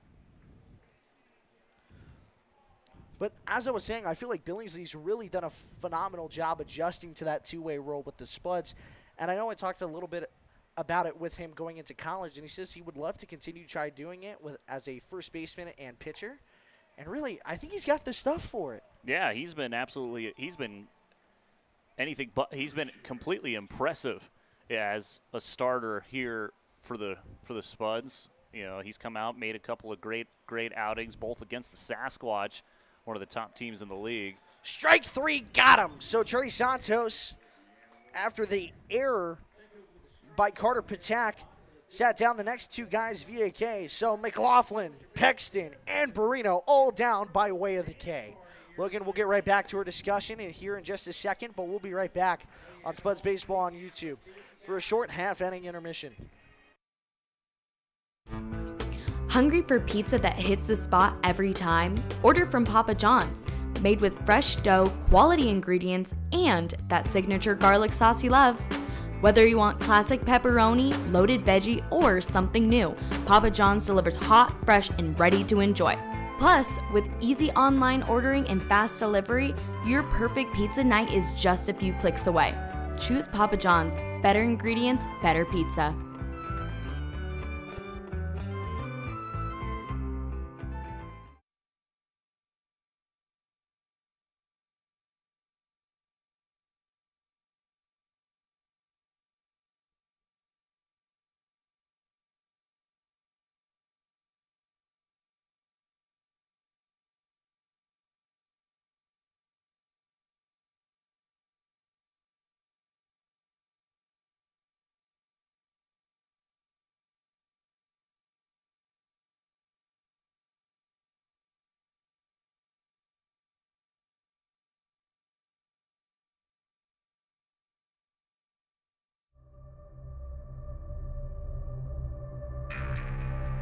It's the crack of the bat, roar of the crowd, and an ice-cold Budweiser in your hand.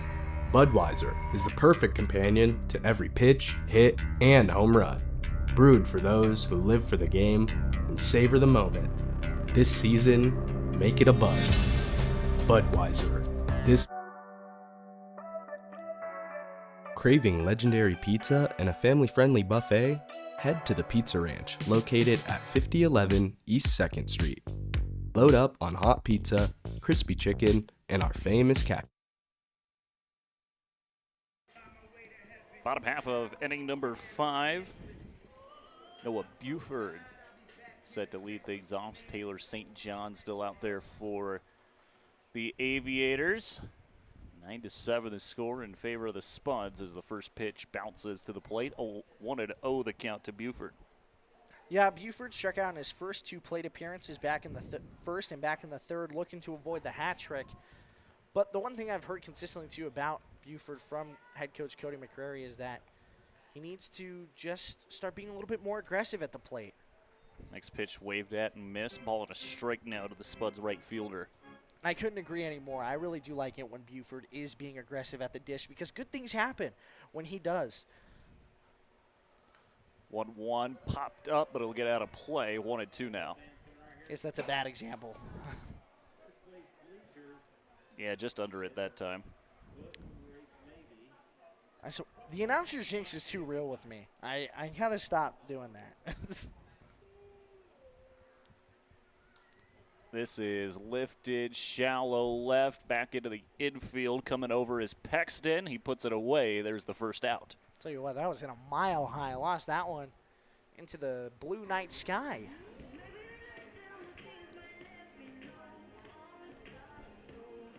What gone? Next to the plate, Carter Patak.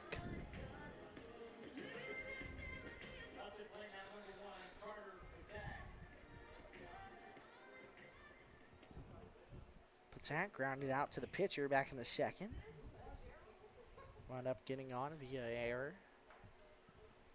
First pitch outside. 1-0 to Patak. Definitely say he's a hard guy to get a strike on. I wouldn't disagree. Off speed stays high. 2-0 to Patak.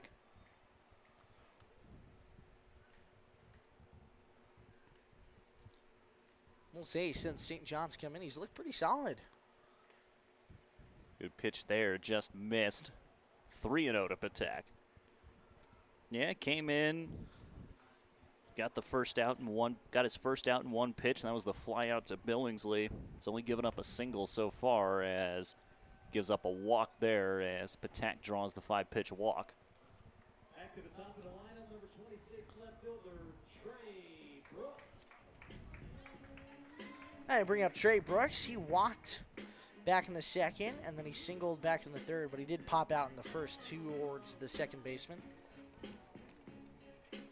But his RBI single was a thing of beauty. Just found no man's land down that right field line. Was able to bring in a run. First pitch to him, well outside, 1-0. Tell you what, too, I really do like Trey Brooks' stance. Got a little bit of a hip twitch in it. Next pitch finds the zone, 1-1 to Brooks.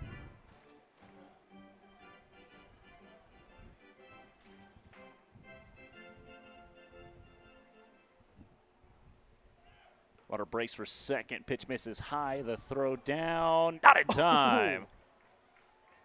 Good job by Patak there to avoid the tag. Able to stay on the base. That was a really good slide from Patak. Able to find the back corner of the bag. Make sure he avoided the tag just in the nick of time.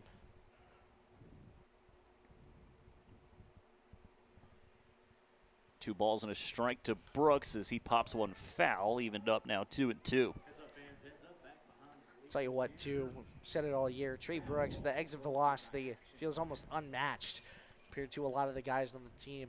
He does a really good job at just making sure he doesn't drop that back shoulder when he's chasing or when he's just trying to go after a pitch. He keeps everything clean, and it's a really quick motion. So don't blink because you might miss it.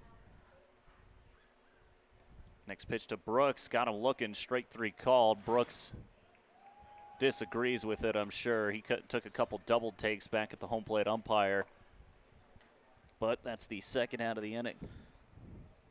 I will say, too, while it is a 50-50 ball, that's been a consistent part of the zone that's been getting called all night. So you got to make sure you're a little bit more heads up with stuff like that. Unfortunate for Trey Brooks, but you still have a runner at second, even though with 2 outs away, trying to make the most of it. So here comes Cole Barta. Patak runs for third. The throw skips to the third baseman, and Patak's in safely.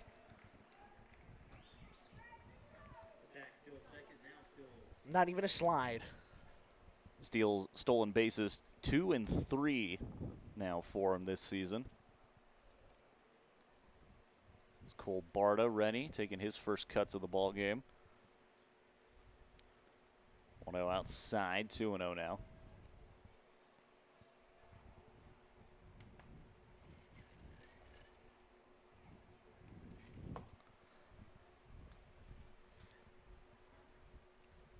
That pitch just missed outside. 3-0 now.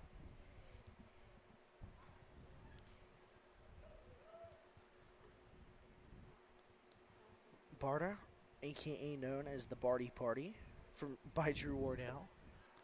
As this one gets away from Chai behind the plate. Patak not coming for home, and it's a 4-pitch walk for Barta. So now you get runners at the corners now with 2 away. Got a runner over at third, and Patak in at first, Barta. Cal Cousins, 2 tonight. Reached back in the first via an error by the third baseman, and then he had 2 base knocks in the third inning. So he's 2 for 3 on the day. Cal Cousins at the plate. First pitch to him outside, 1-0. Cal, too, he's got 2 RBIs on the day as well. He's been a really clutch hitter as well. He's a top 5 batter when it comes down to batting with runners in scoring position as well for the Spuds squad.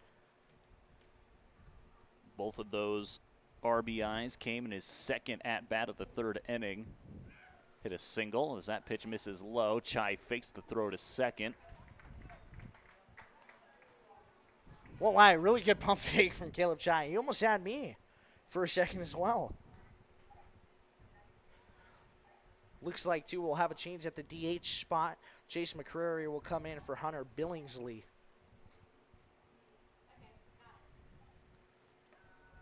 Next pitch. Believe that found the zone. One thing with Mr. Erdahl behind the plate, he doesn't have a very demonstrative strike call. Very true. Next pitch. There's the strike call. So 3-1 the count, I believe, because he didn't make a motion on the 2-0 pitch. So 3-1 the count here. That's well outside, and that's a walk for Cal Cousins. So now you get the bases juice here with 2 outs. And now Chase McCurry an opportunity to get a couple of RBIs. Now batting is number 3, Chase McCrary. So yeah, we're told that it's just going to be a couple at-bats for Hunter Billingsley. Try to just keep him loose at the plate. Didn't do too bad today. 2 for 3, couple of singles for him.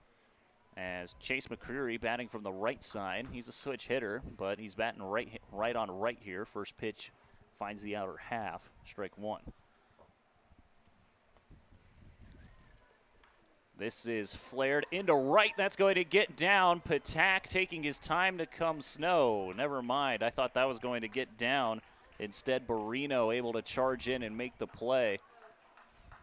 That was hit weakly enough on the bat. I thought that was going to get down. I thought no one was going to be able to get to that ball, but credit to Barrino for hustling out there and making the catch. And that'll end the inning. No runs for the Spuds. You're watching Spuds Baseball on YouTube. Craving comfort food anytime, day or night? Head to Denny's. America's Diner is always open. Whether it's pancakes at midnight, burgers for breakfast, or coffee to fuel your day, Denny's has you covered. With friendly service, affordable prices, and something for everyone, it's the perfect spot to gather, relax, and dig in. So why wait? Swing by Denny's today, where good food and great memories are always on the menu.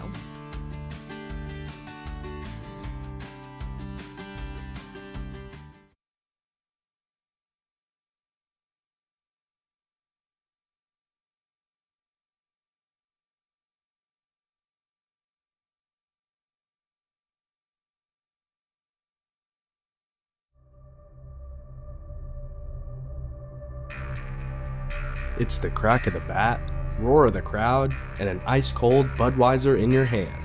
Budweiser is the perfect companion to every pitch, hit, and home run. Brewed for those who live for the game and savor the moment. This season, make it a Bud. Budweiser. This Bud is for you. Hungry for pizza that hits the spot every time? Order from Papa John's. Made with fresh dough, quality ingredients, and that signature garlic sauce you love.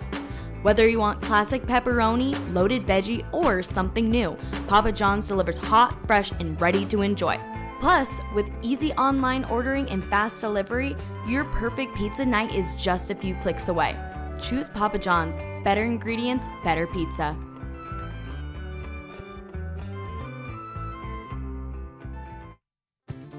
If you're visiting Casper for business, adventure, or just passing through town, Best Western has you covered.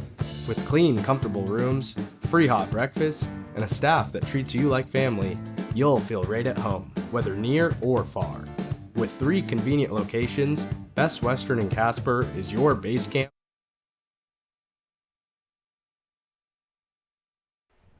New pitcher on the bump for the Casper Spuds, Anthony Sanders. Ready to go as he'll face the top third of the Aviators order, Kurt Heath, first to greet him. Yeah, 9 1/3 innings pitched so far this season, hoisting an 8.6 whip. Apologies, 8.6 ERA. That would be absolutely wild if the whip was that high. 2.5 whip. But an opponent batting average of 4.29. Gives up a couple hits, but is definitely a contact pitcher, so he's going to try to rely on his defense a little bit here. This is popped up shallow left. Going back on it is Patton. He makes the catch, and quickly, that's the first time Heath has been retired in this one. Before that, he has had 3 singles. Yeah, 3 singles, 2 runs scored. He'd be my pick for player of the game for the Aviators. Ryan Devereaux next to hit, and a 2-run single his last time. Yeah, he walked back in the first inning as well. He came around to score, in fact. So he's 1 for 2 on the evening. That's contributed to 3 runs already. First pitch to him, finds the zone, 0-1.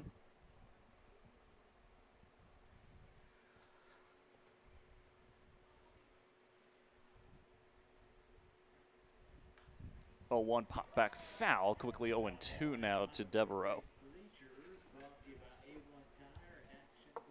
Looks like Thomas Stokes up and throwing in the Spuds bullpen at the moment.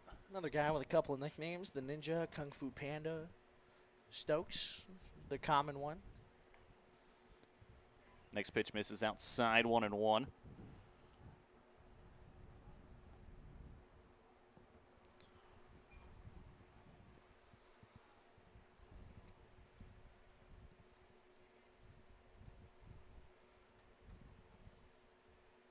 Next one well outside.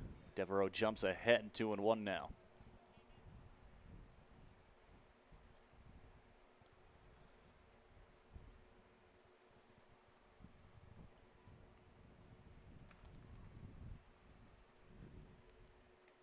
Next pitch outside.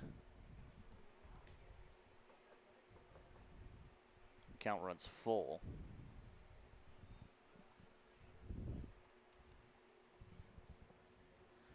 Sanders trying to do his best to retire Devereaux ASAP to get the bats back up.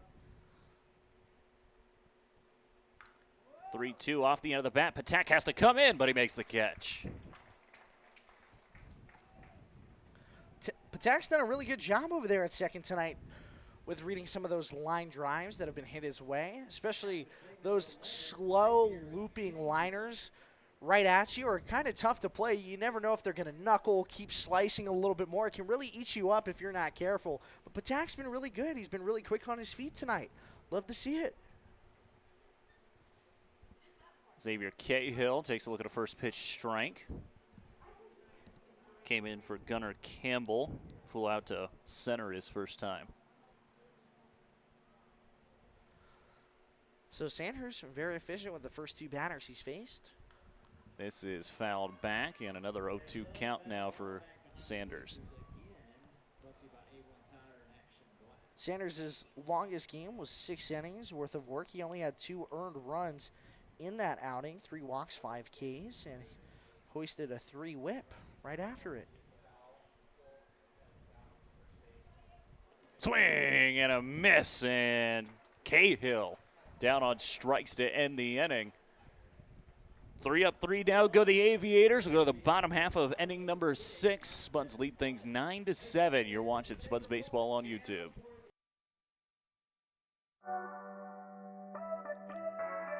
Craving legendary pizza and a family-friendly buffet? Head to the Pizza Ranch, located at 5011 East 2nd Street. Load up on hot pizza, crispy chicken, and our famous cactus bread. Perfect for family nights, team celebrations, or just feeding those cravings. Swing on by or order online at pizzaranch.com, where every meal is a hit.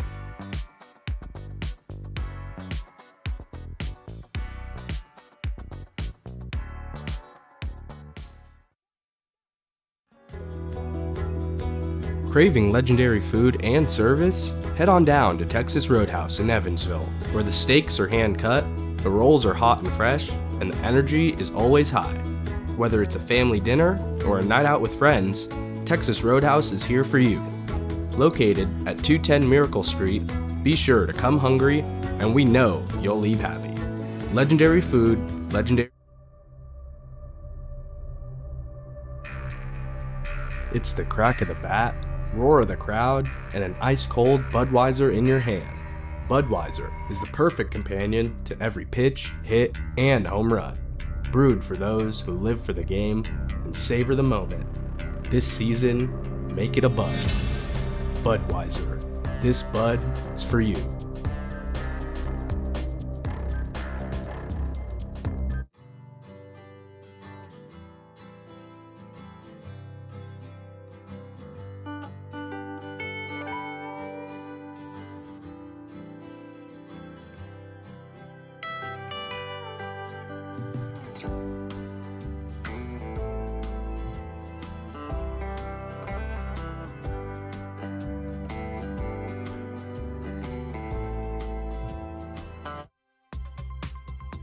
Looking to get active and connect with your community? The YMCA of Natrona County and Casper has something for everyone. State-of-the-art fitness equipment, Bottom of the 6th, Drew Wardell ready to lead things off for Casper. 1 for 1 today, couple of walks and a single. Drew Wardell, he's reached base every single time tonight. Mentioned the 2 walks and the single. He came around to score twice as well, so he's committed to 2 of the 9 runs the Spuds have had. First pitch floats into the strike zone, 0-1. Drew looking to give the Spuds a little bit more insurance. As of late, it feels like the 2-run lead hasn't really been enough to get things done. Wardell puts one down the line. It'll drop for a base hit. Second hit of the night for Wardell. Thought about 2. Now he'll come back. Yeah, Wardell got a little jammed right there, but he did a good job making sure he was out in front of it, and that's one of the times where getting jammed actually works out in your favor. So Drew Wardell benefits, and so do the Casper Spuds. And now you bring up Jasper House. He's still looking for his first hit as a Spud. He's walked twice tonight, and he's grounded into a double play. So we'll see what he can do here. First pitch to House, hit in the air, right center. Charging over is Devereaux. He's able to make the catch, and there's the first out. Yeah, and that's a tough one, too, if you're Jasper House. That one was served right on a silver platter. You had the opportunity to go after it. He just was a little bit early on that one. Just a little under it as well, and that'll result in the pop out. I guarantee you, though, if that bat was a little about a centimeter higher, probably would have had something scraping off the wall.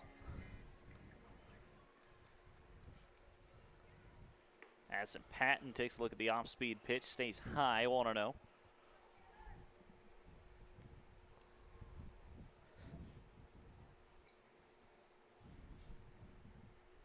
Yeah, Patton East singled back in his first plate appearance. Grounded out. Next pitch outside, 2-0. Grounded out to the shortstop in his latest appearance. He's got 3 RBIs, though, on the night.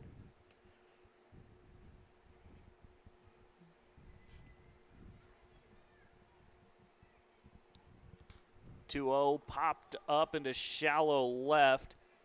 Cahill, the one coming back. The shortstop makes the catch. 2 are gone now here in the 6th. So 3 pitches on 2 outs after giving up the leadoff single to Drew Wardell. St. John's locked in. That was just the second hit he's allowed. He gave up 3 walks rather in the 5th inning, but none of them came back to haunt him as this is popped up, maybe playable. Pexton thought about it, then decided it was going out as it hits off the grandstands, 0-1. Yeah, he's put up a couple of zeros on the board. Spuds haven't really had an answer for him. Drew Wardell really has been the one who's been able to get on Taylor St. John. Yeah, he gave up. Yeah, as I mentioned, he gave up 2 hits, and Wardell's been both of them as the next pitch misses, 1-1.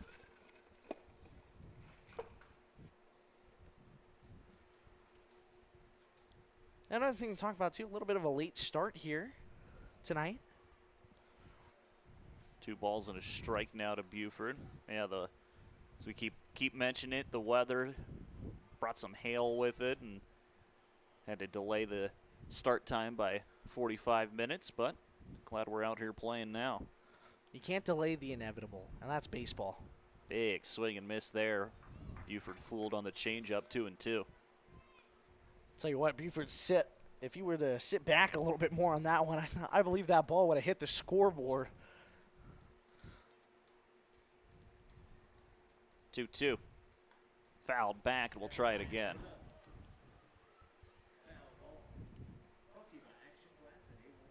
That foul ball brought to you by Action Glass and A1 Tire. As always.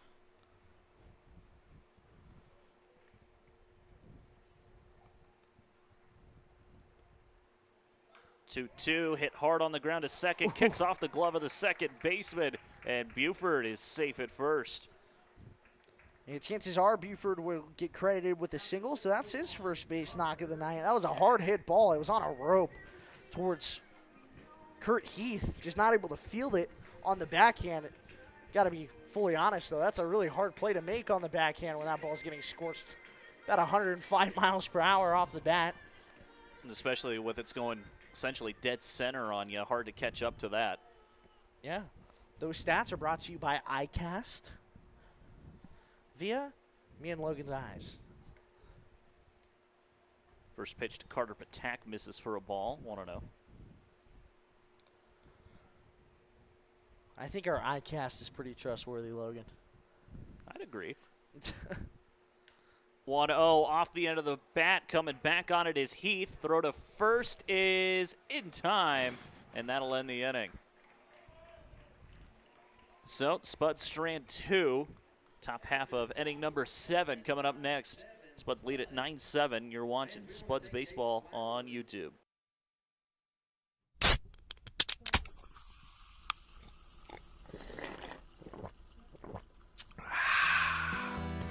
This season, fuel your Spud spirit with the crisp, refreshing taste of Pepsi, one of the official drinks of your Casper Spuds. Whether you're cheering from the stands or the couch, Pepsi is the perfect game day companion. Ice cold, bold, and made for fans like you. Grab a Pepsi and let's go Spuds.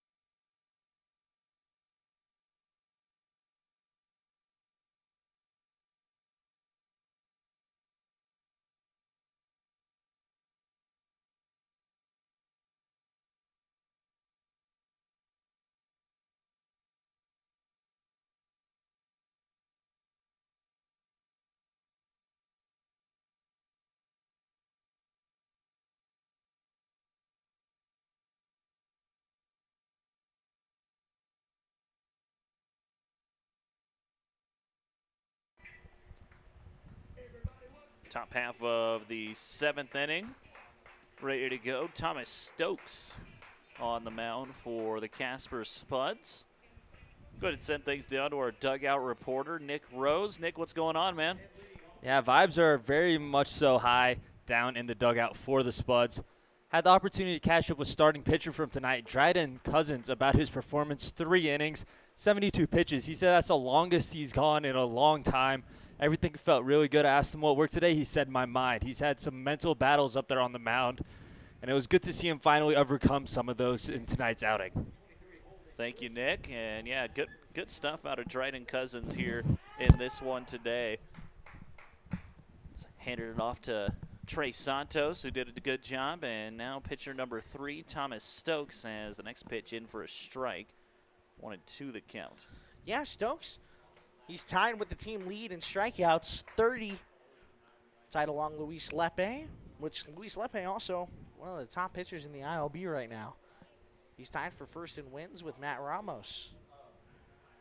Also has the lowest ERA among all qualified pitchers.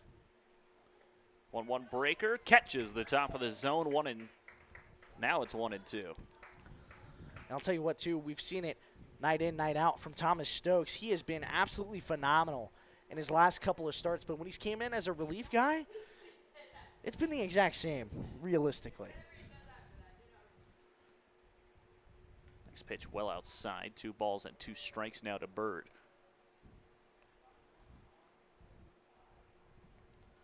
Yeah, Bird doing a really good job holding back.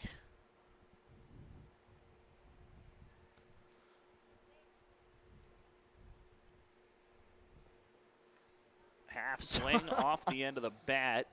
Foul ball, Bird able to stay alive. Yeah, not every day you get a check swing like that.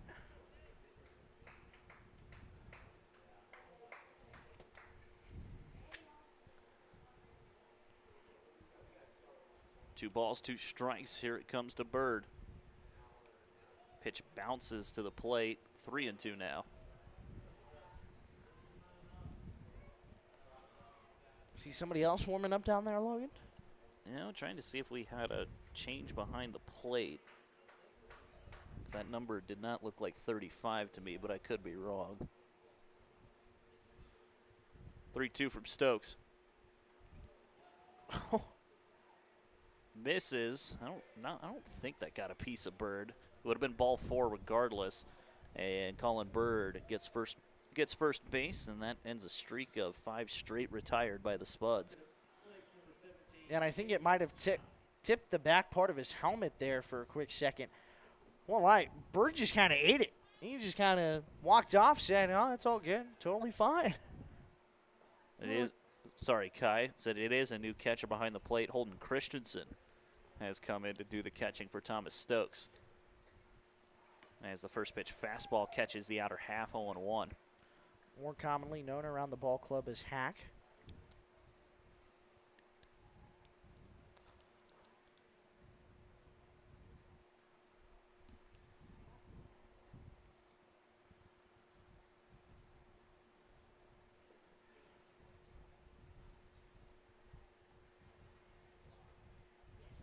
Swing and a miss at the 0-1. Quickly 0-2 now to Caleb Chai. Yeah, Caleb Chai still hitless on the day.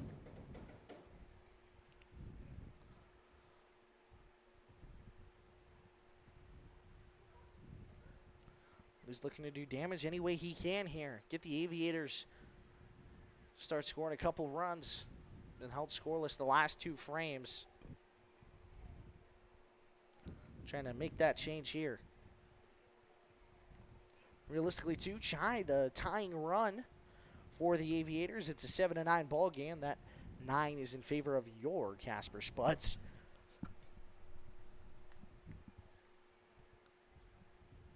One ball, 2 strikes. Here it comes from Stokes. Inside, 2-2 now to Chai.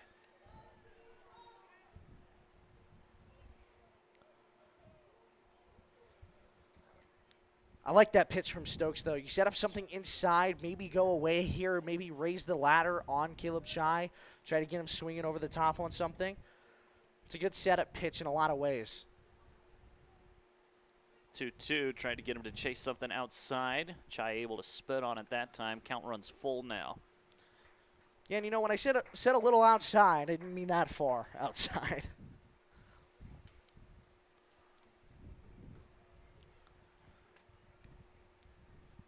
I thought the implication was there.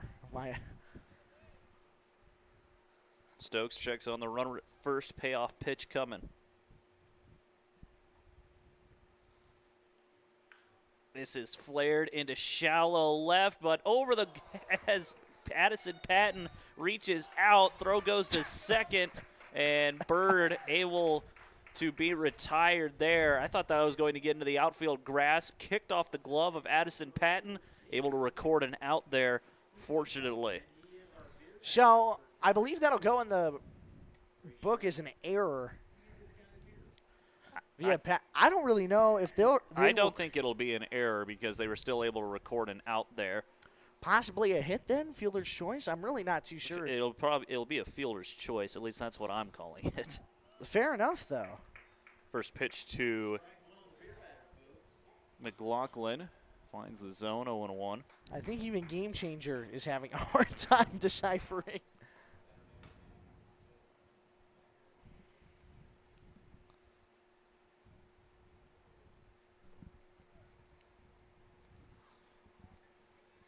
Next pitch catches the outer half, 0-2 now. Yeah, and you're right. They will list it as a fielder's choice. Good call, my friend.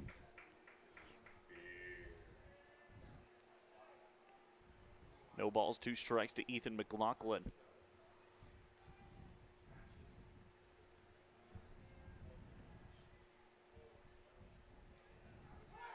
Swing and a miss at the fastball. There's 2 gone. I heard somebody yell swing, and that McLaughlin did. It's the 3rd strikeout of the night for McLaughlin. So the hat trick's there. Unfortunately for him, though, the golden sombrero is also a possibility. But fans must be happy because he's also tonight's beer batter. So I guess in a way it's a good guy to roll for if he is a beer batter. Brody Oilo next to hit. 2 outs here in the top of the 7th as he flares one foul, 0-1. Yeah, he's 0 for 2 on the day, but he's reached base twice via an error. Yeah, no hits, but he also hasn't gotten out. That's also true. He's reached base every single time, but not via hit. Error via the first baseman, Drew Wardell. Error via Carter Patak, and he walks back in the 3rd. A 1 from Stokes popped up, well out of play, 0-2. Popped him up.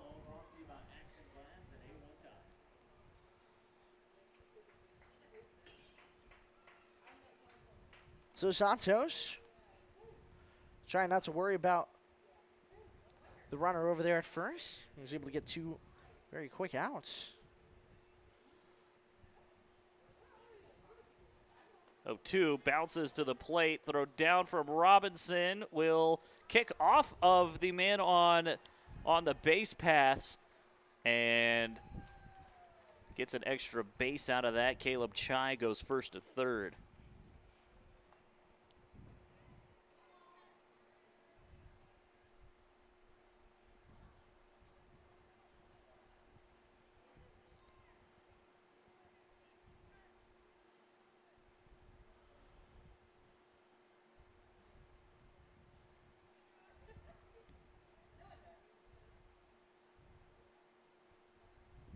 One, 2. Stays low, 2-2.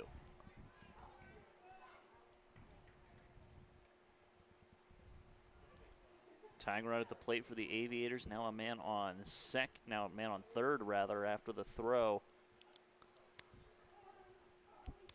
Stokes trying to get out of this inning. Chopper towards the left side. Cousins has to throw quickly, and the throw not in time. Good speed there by Brody Oilo, and it's an RBI single for him. So now it's a 1-run ball game here.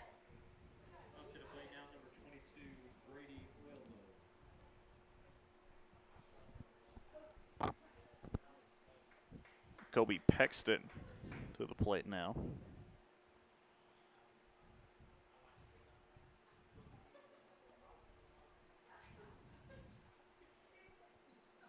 First pitch swinging at the fastball. Cousins with another chance. He goes the short way for the third out, and that'll do it here in the top of the 7th. 1 run in for the Aviators. We'll go to the bottom half of inning number 7. Spuds lead it 9-8. Stretch time here in Mike Lansing. You're watching Spuds Baseball on YouTube.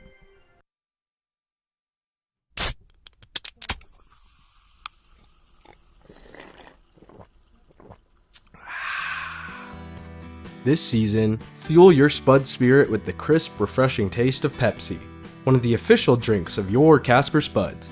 Whether you're cheering from the stands or the couch, Pepsi is the perfect game day companion. Ice cold, bold, and made for fans like you. Grab a Pepsi and let's go Spuds.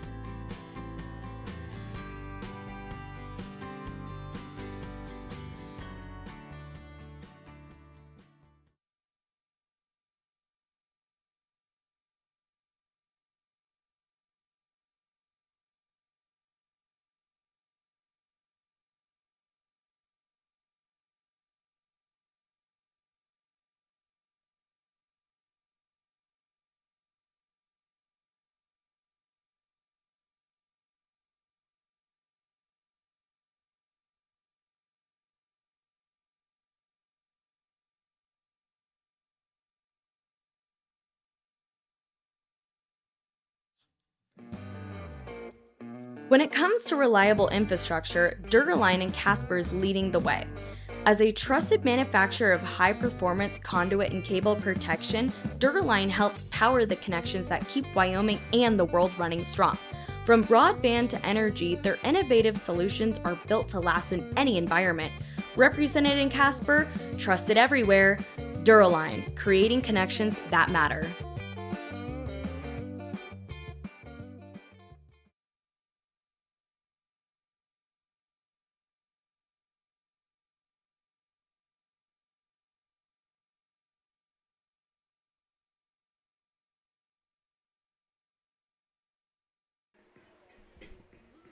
Bottom of the 7th.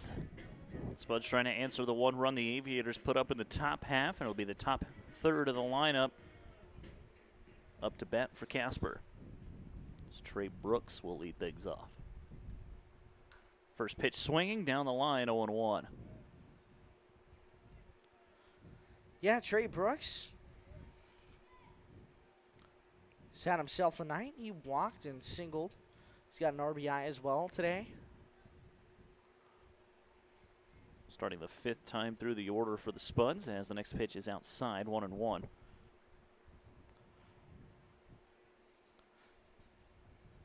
Trey looking to get a couple more insurance runs for the Spuds here in the latter stages. 2-1 now to Brooks.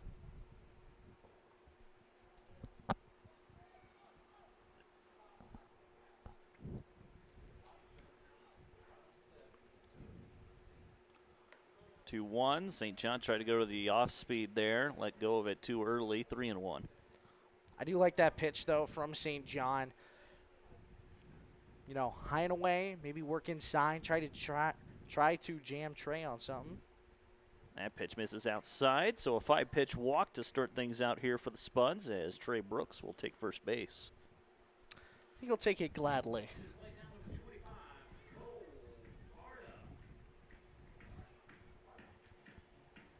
I'll bring Cole Barta to the plate. It's always a Barty party. Was a defensive replacement earlier in the game for Andrew Witt. He walked in his first AB. As that first pitch is popped foul. I will say the one thing I want to see a little bit more out of Cole Barta is I haven't really seen the power get flexed a little bit. It's been a lot of easy, simple hit. Ground balls up the middle. 0-1 misses, 1-1. Really want to see what it looks like when this guy gets a hold of something.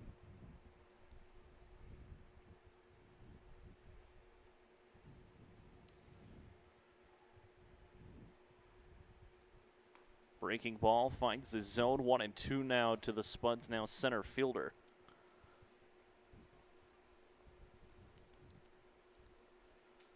Talked to Barta a little bit too when he first got here about the elevation. He said he definitely notices the difference, but he's trying his best to adjust to it. 1-1 curveball flared into right. Barino will not be able to get there. Brooks looking to go first to third, and it's a single for Cole Barta. You know what, Cole? I'm okay with not seeing the power. I will gladly take that. So runners on the corners, nobody out. Here comes Cal Cousins. Well, you know what they say, a bloop and a blast. So Cal might be cooking up something here. The visualization process is happening as we speak. It's happening. Forgot the E. First pitch to Cousins, catches the top of the zone, 0-1.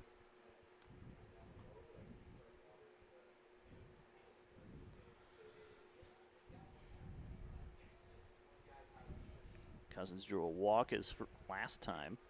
Runner breaks for second. Pitch misses high. Another pump fake by Chai, 2-0.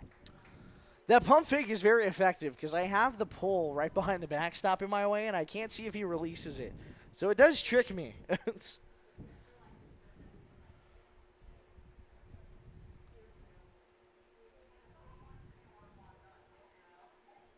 2-0, too high, 3-0.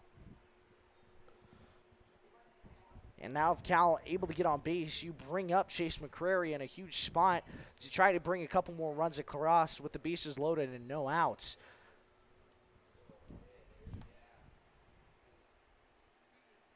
That pitch is shot weakly over to the first base side. Underhand flip by Bird.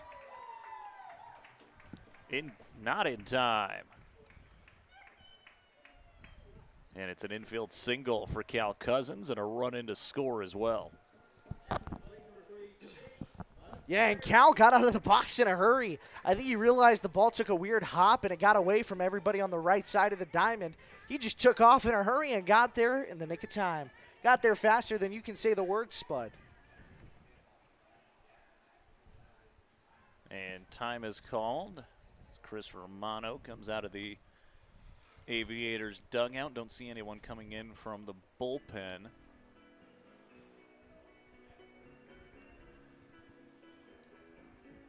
But the Spuds able to get that one run back that the Aviators scored in the inning. So now just more work to do here. Definitely. So the Spuds have really done a good job kind of getting on St. John a little bit earlier here. I feel like they've really done a better job kind of recognizing his pitch selection, the location, recognizing the spin on some of the off-speed stuff, and that's really been effective for them after seeing him a couple times, especially through a full time through the order. So I think everybody's finding their way, adjusting to him. He was giving them a lot of hard time over the last couple innings. I mean, as you can tell, 3 frames with no run baseball for the Spuds. So they're starting to figure out a way. They're starting to find a way. And now this brings up Chase McCrary, the brother of head coach Cody McCrary. He's also committed to the same college, Gordon State, which I think Chase will do really well at.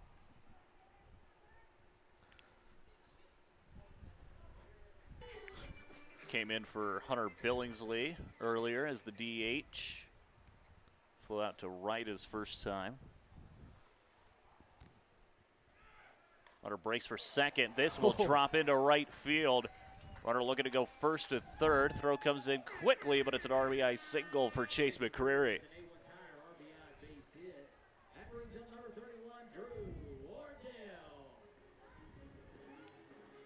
So that'll bring Barter around to score. You put Cal Cousins over there at third, and the hit and run works to perfection. There's not a lot of other ways you would want to draw that play up. No, he hit it right to the perfect spot there. If the second baseman Heath isn't breaking for second there, he's probably coming back and being able to make the catch, but perfectly drawn up play that time.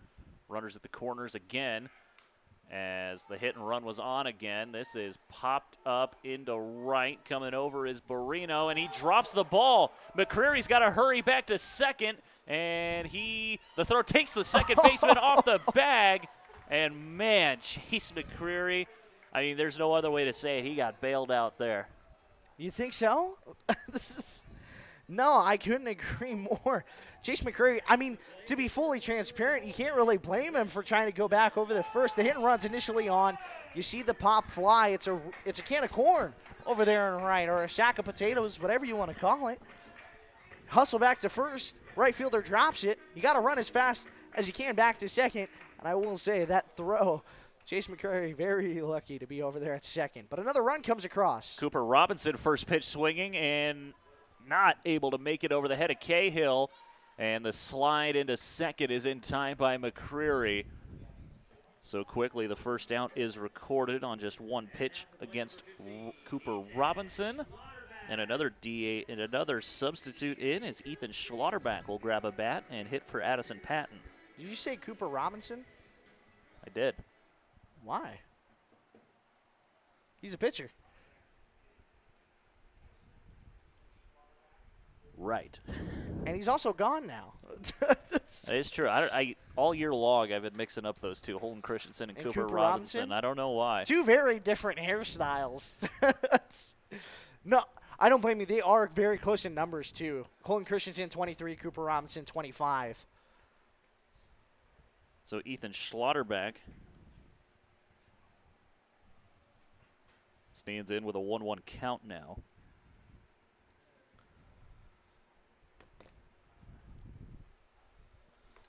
The next pitch misses high, 2-1. I was about to say, you said that earlier, and I was a little confused.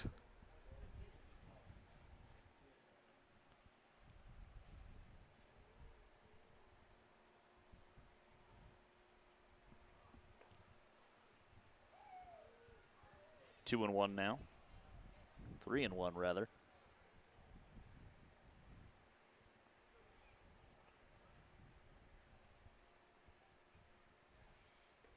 Good curveball there by St. John. Schlotterback over the top of it. Count moves full, 3-2.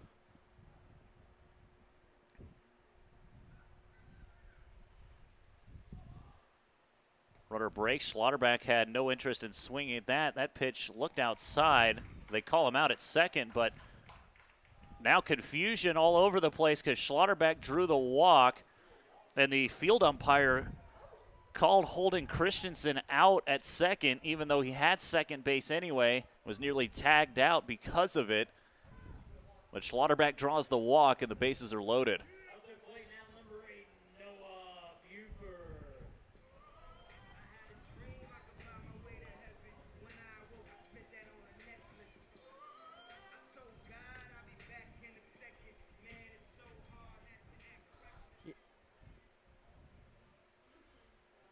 So bases loaded, one out for Noah Buford as he fouls the first pitch off. Yeah, Chase McCrary over there at third. At second, Drew Wardell. At first base, Ethan Schlotterback. Holden Christensen still the only out of the inning when he popped up over towards the left field side.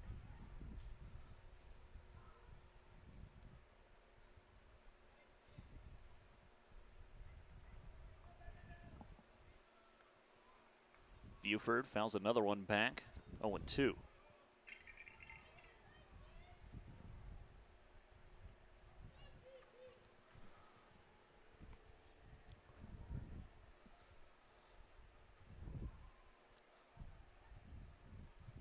Two-strike count to Noah Buford. So he hits one hard into left field, and that'll drop for a base hit. Wardell being sent home. The throw cut off by the pitcher. Now the throw home, offline, and Wardell's safe, and it's a two-run single for Noah Buford. So it's a 14-8 ball game. I'll tell you what, too, that ball, if it was hit a little less hard, it would have been an opportunity to score probably a couple more runs. That got off the bat in a hurry. It just took a little one-hopper towards the left fielder. And it looks like we'll have a pitching change here for the Aviators. So Taylor St. John, they finally cracked the problem that was St. John. Had a pretty decent outing, and then all the runs came all of a sudden.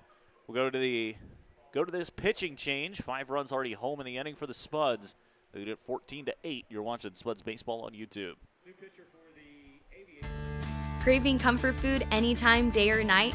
Head to Denny's. America's Diner is always open. Whether it's pancakes at midnight, burgers for breakfast, or coffee to fuel your day, Denny's has you covered. With friendly service, affordable prices, and something for everyone, it's the perfect spot to gather, relax, and dig in. So why wait? Swing by Denny's today, where good food and great memories are always on the menu.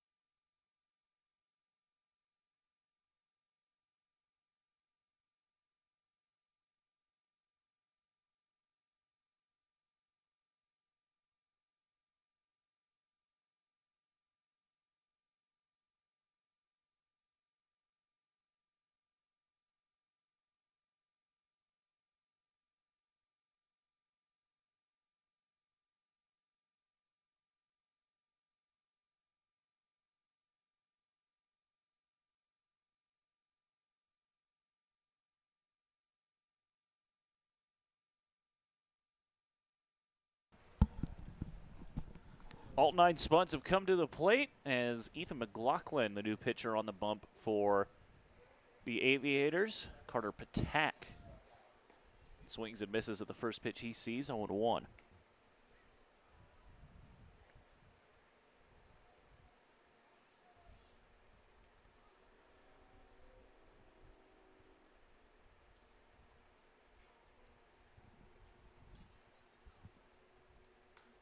Fastball popped up right side. Bird coming in. Makes the catch. There's out number 2. Yeah, 2 outs away. You got runners over at first and second. Bring up the leadoff guy. For the second time in the inning. Drew a walk to begin things here in the 7th. Wound up coming across and scoring a run as well. 5 runs across in this frame. Spuds lead 14-8. It was 9-8 going into this inning. Looked like the Aviators were fighting back for a little bit. Things have quickly changed. First pitch swinging is Brooks, but it's right on a line to Heath at second, and he puts it away for the 3rd out. We played 7 full, 5 runs home for the Spuds. Top half of inning number 8 coming your way next. You're watching Spuds Baseball on YouTube.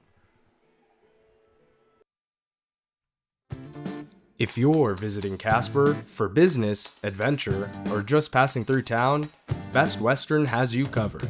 With clean, comfortable rooms, free hot breakfast, and a staff that treats you like family, you'll feel right at home, whether near or far. With 3 convenient locations, Best Western in Casper is your base camp for everything Wyoming. Book your stay and rest easy today.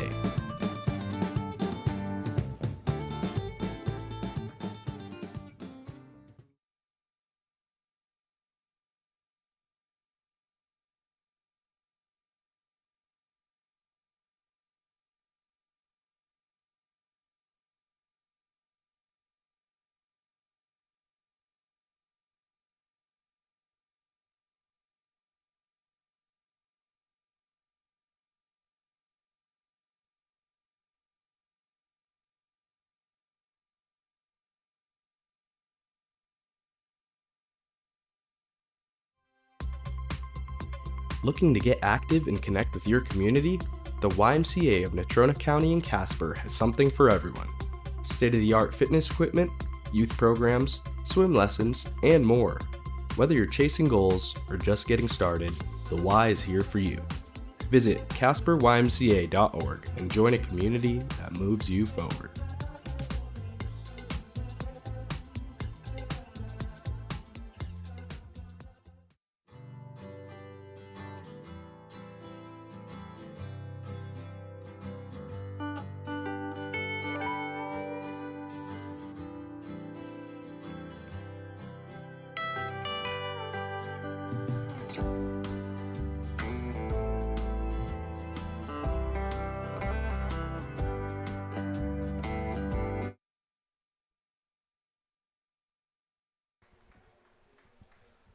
Top of the ninth, Derek Barrino to lead things off. 9-1 and 2 hitters due up for the Aviators in their final game of the 2026 season.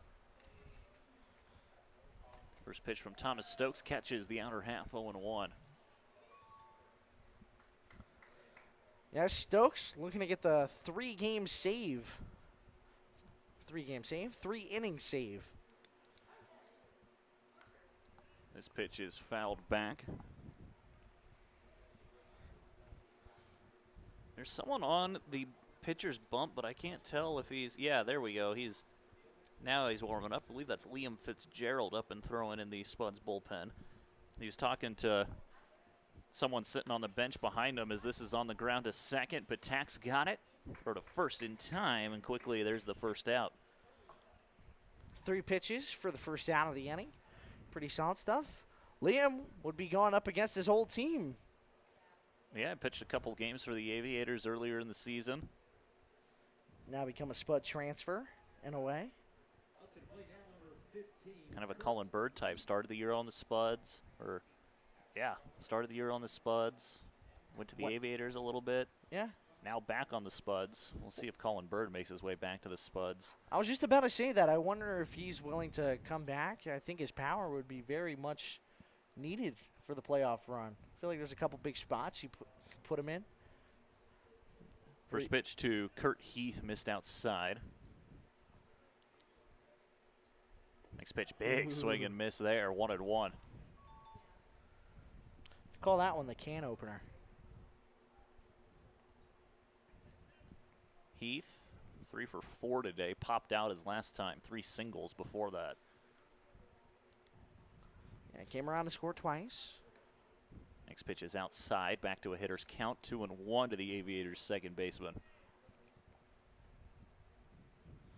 Tell you what, though, too, if the Spuds able to win this game, it'll be a breath of fresh air for this squad. Yeah, able to break the skid as that comes in, and like it nearly got a piece of Heath. 3-1. Heath had to jump out of the way of that one.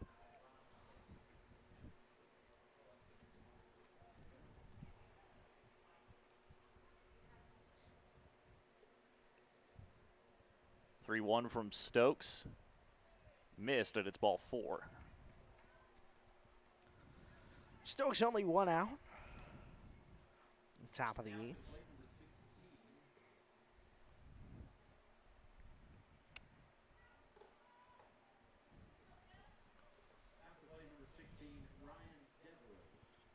So 1-on-1 gone. Ryan Devereaux next to hit. 1 for 3 on the night. That one hit, 2-run single back in the 4th. Yeah, Cap City trying to do their best to keep fighting back. Big swing and miss there. Stokes pulled the slider, got Devereaux to swing over it, 0-1. Said it all year. Stokes' slider, it really does feel unmatched. Him and Jonathan Mendez really do have some of the best breaking ball stuff on the squad. It's fairly noticeable as well. The Stokes' slider has got to be the signature pitch, and if he tries to go back door against you towards the back foot, it's going to be a hard pitch to try to get a hold of. Half swing, full swing in the eyes of the umpire. Believe that was the changeup from Stokes, 0-2. And it looks like Ryan just ejected Yeah, it looks like Devereaux just got tossed. Devereaux. He throws the bat, throws the helmet. Devereaux not too happy about that. And someone else just got ejected as well. Ryan Erdahl just, I believe he might have tossed Chris Romano. Not sure yet, so don't quote me on that, but Devereaux for sure gone. So it's an automatic out on the scoreboard is how that will be ruled in the middle of the AB. So 2 outs. I am a little confused, though, on who the other person who was tossed was. At first, I was with you. I did think it was Chris Romano, but I think he was just trying to tell Chris to not do anything. So there is Devereaux exiting the field of play where now someone's got to scramble and come hit. It's an automatic out in the middle of an at-bat?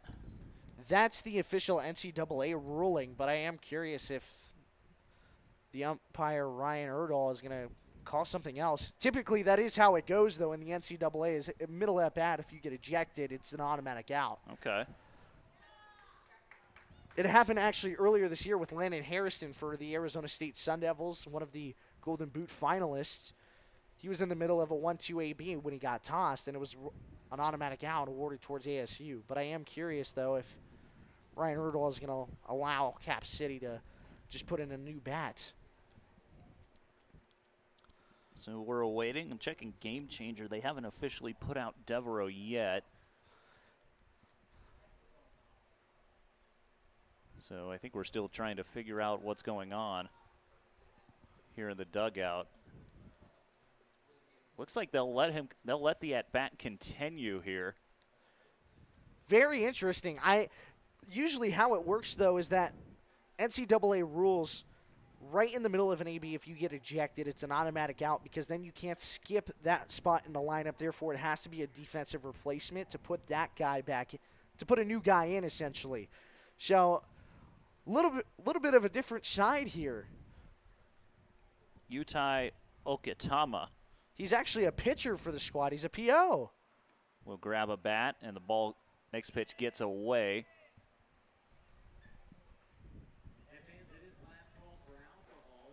So Heath will take second.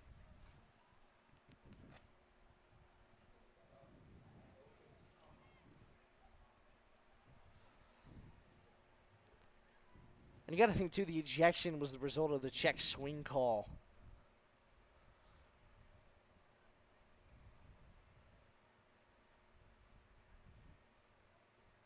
1-2 to Okitama. Called third strike, and he is down. That is a very weird scenario, I will say. I will say it is also a very hard pill to swallow. Your final game with the Cap City Aviators, you play with the team all year long. Last game of the season, you get ejected. It's a tough way to go out. So that'll bring to the plate Xavier Cahill.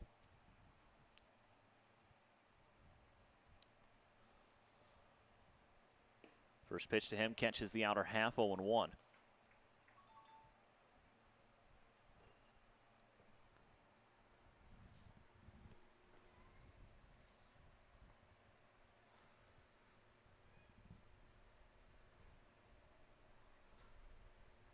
A 1 bounces to the plate, gets away from Christensen. So all the way to third now comes Heath. Well, so you got to give procs. You got to give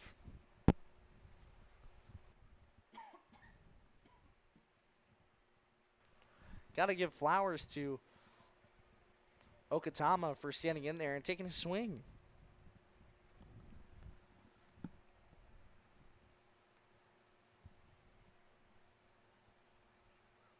1-1 popped foul. 1-2 now to Cahill.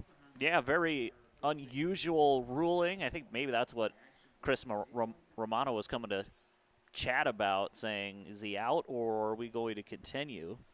But ultimately they ruled to let the at-bat continue.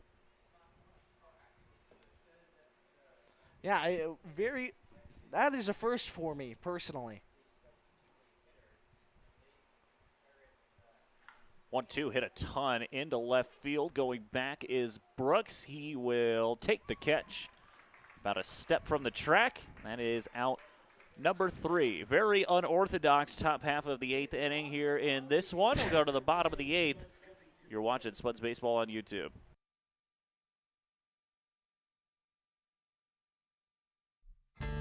Craving comfort food anytime, day or night?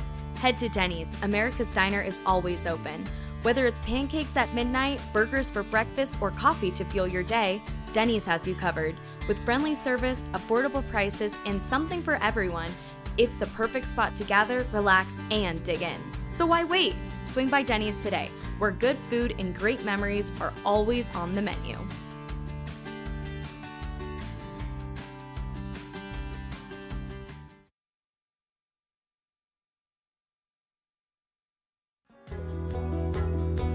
Craving legendary food and service? Head on down to Texas Roadhouse in Evansville, where the steaks are hand cut, the rolls are hot and fresh, and the energy is always high. Whether it's a family dinner or a night out with friends, Texas Roadhouse is here for you. Located at 210 Miracle Street, be sure to come hungry, and we know you'll leave happy. Legendary food, legendary service, that's Texas Roadhouse.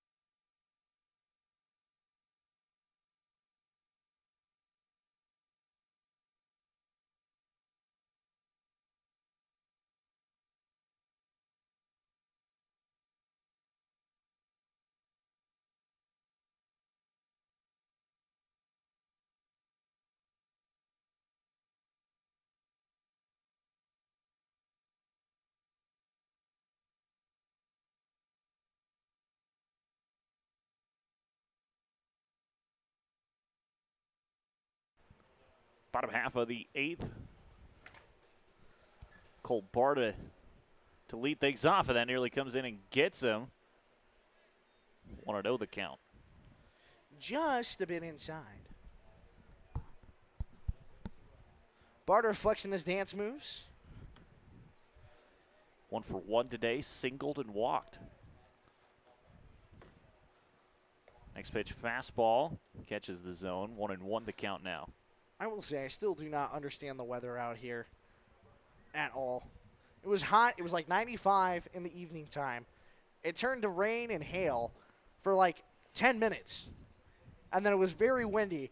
And then it's just been very cold. I don't know if I've ever experienced all 4 seasons in the span of 4 hours. That's a first for me. I only got to say one thing.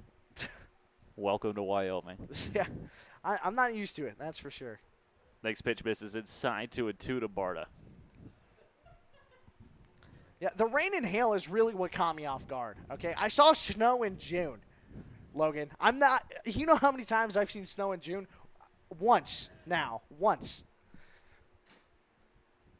2-2 to Barta. Big swing and miss. He'll try for first on the drop third strike. Chai gets it there in time. And there's the first out. Yeah, by the time it's June in Arizona, it's usually 112. I'm not used to 65 and snowy. Well, they're calling for 100 degrees here in about a week from now, so. Yeah, I don't understand what I did for the Arizona weather to follow me out here. It feels like an attack. Cal Cousins to the dish now. He's had a pretty solid night tonight. First pitch misses outside, 1-0. Yeah, I saw it was supposed to be 101, 105, 106 towards the weekend. I was not pleased to see that result on my Apple weather app. But it's been a nice one now that no more rain's involved. Another fastball outside, 2-0. Been a little chilly. Kind of wish I brought my jacket. Cousins 3 for 4 today. Hasn't gotten out. He reached base on error in the first inning. Has had 3 singles and a walk since then as he hits one high and deep to center. Center fielder coming over, makes the catch, and there is out number 2. So that ball, too, was hit a country mile towards center. I thought that ball was just going to keep carrying, but it really did just die as soon as it hit the outfield.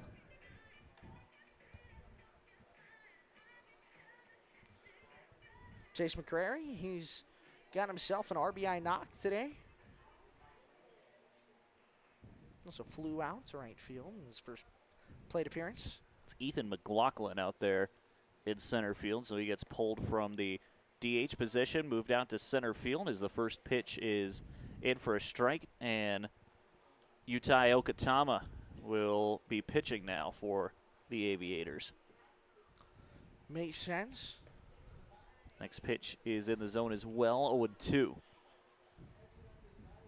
Tell you what, too, Okatama, he has a lot of funky stuff in that arsenal. Throw the kitchen sink at you, cutter, 4-seam, 2-seam. He's also got a curve, change, and a splitter. 0-2 to McCrary, swing and a miss. Drop third strike. Chai can't find it, but he gets it there in time for the third out. So 3 up, 3 down go the Spuds. Couple of strikeouts for Okatama in the last game of the season for the Aviators. Spuds lead by 6. Last chance for the Aviators. You're watching Spuds Baseball on YouTube. Craving comfort food anytime, day or night? Head to Denny's. America's Diner is always open. Whether it's pancakes at midnight, burgers for breakfast, or coffee to fuel your day, Denny's has you covered. With friendly service, affordable prices, and something for everyone, it's the perfect spot to gather, relax, and dig in. So why wait? Swing by Denny's today, where good food and great memories are always on the menu.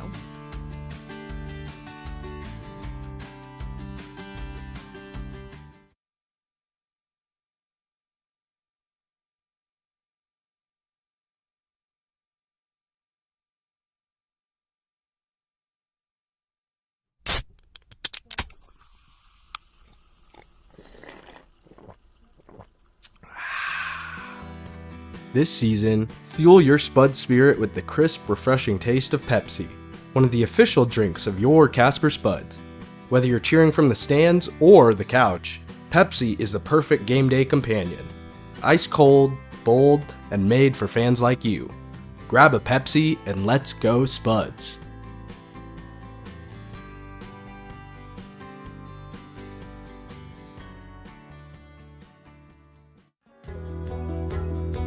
Craving legendary food and service? Head on down to Texas Roadhouse in Evansville, where the steaks are hand cut, the rolls are hot and fresh, and the energy is always high. Whether it's a family dinner or a night out with friends, Texas Roadhouse is here for you. Located at 210 Miracle Street, be sure to come hungry, and we know you'll leave happy. Legendary food, legendary service, that's Texas Roadhouse.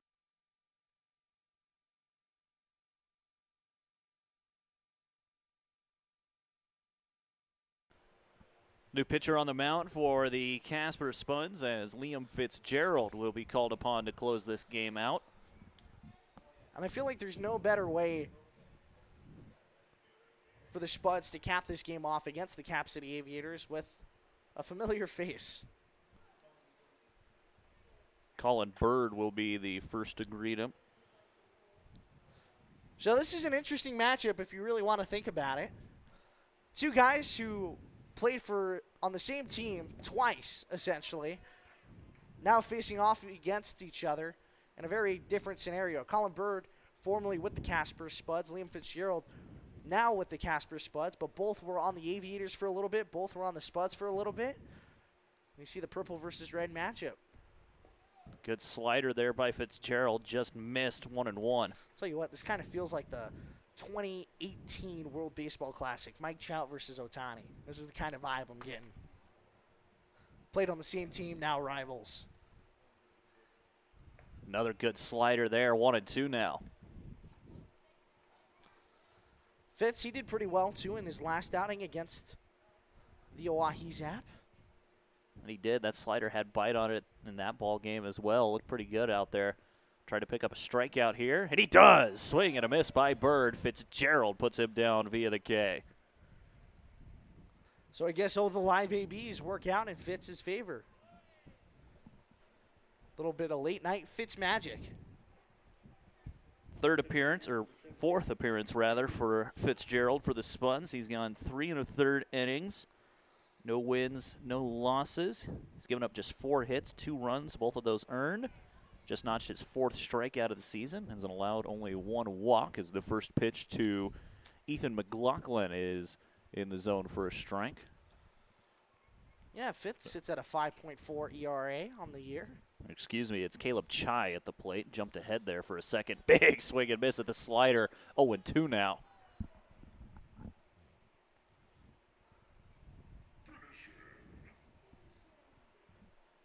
Fitzgerald trying to make it back-to-back strikeouts here in the 9th. Chai still looking for his first base knock. Swing and a miss. Fitzgerald goes back to the slider. And it's back-to-back punch-outs to start this top of the 9th. Don't want to jinx it, but 3 pitches away from the immaculate. Is he?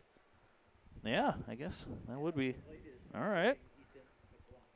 No immaculate netting. He threw a ball to Colin. second pitch was a ball to Colin. Nearly immaculate. 10 pitches ain't bad. First pitch is a strike, 0-1. Another fastball catches the outside, 0-2. Aviators down to their last strike of the 2026 season.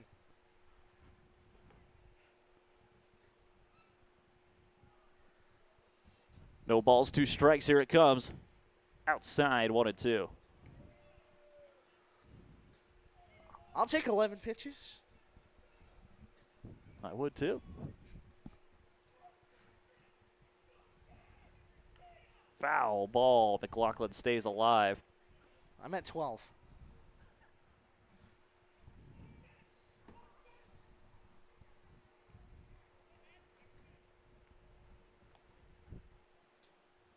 One-two to Fitzgerald.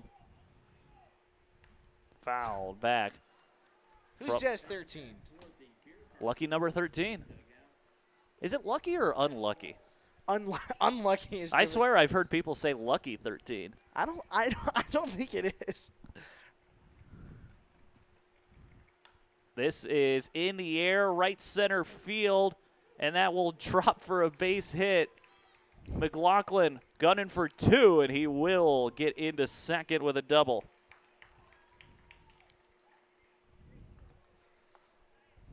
$14? Well, most of the time, too, 13, the reason why I always remember that it is an unlucky number is because Friday the 13th. Friday the 13th, yeah. But obviously, there's never a 13th floor when you go to a hotel. Right. 413. Which also, too, there is a floor 13 horror show in Arizona. First pitch to Brody Oilo, misses for a ball, 1-0.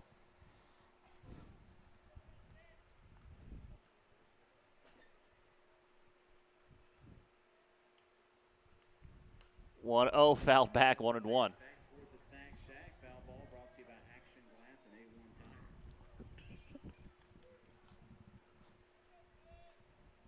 Oilo singled his last time.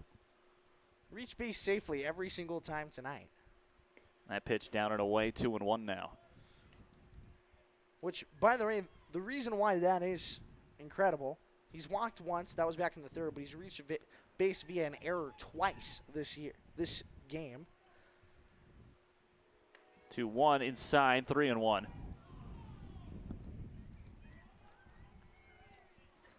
Another 50-50 ball right there.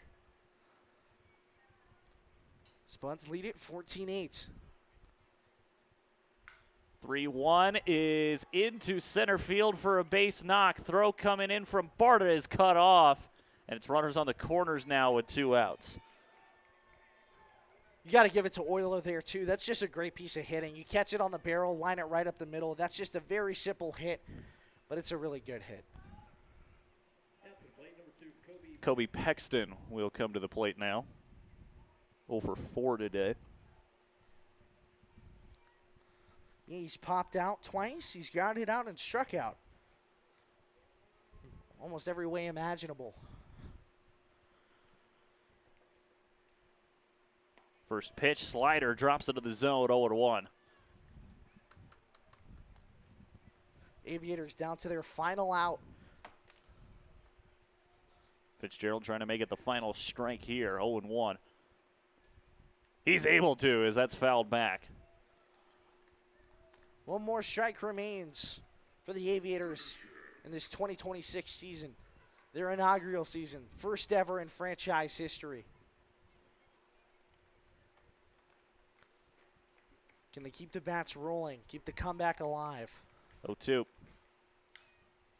In the air to left, and that will drop for a base hit. Brooks able to field it. It's an RBI single for Kobe Pexton.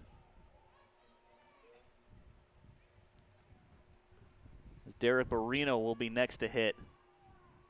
Pass to the plate, number 18, Derek Barrino.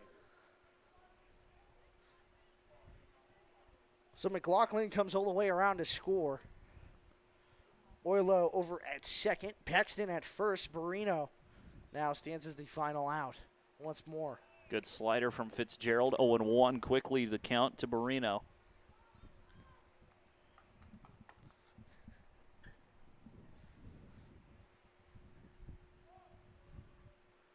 A 1, caught the outer half, 0-2.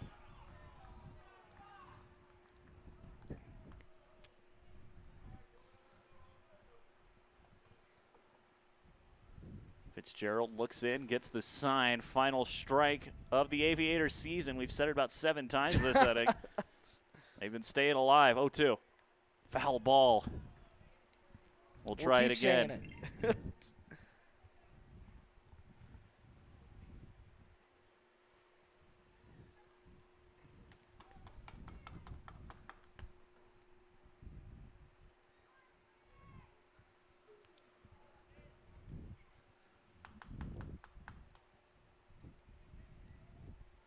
The 0-2.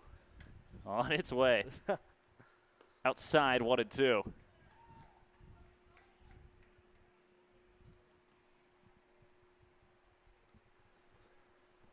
Aviators down to their final strike of the season. Once more, all the hits this inning have came on 2 hits. 1-2. Got him looking. Strike 3 called. And there's the ball game. Fitzgerald able to get 3 strikeouts to end the ball game. Gave you the first 2 guys on strikes. Then 3 hits, but able to make it 3 strikeouts in the inning. Player of the game coming up next. You're watching Spuds Baseball.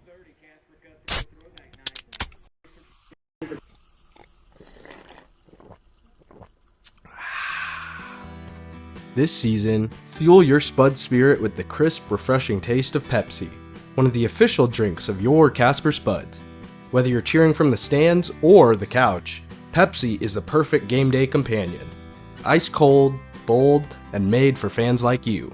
Grab a Pepsi and let's go Spuds.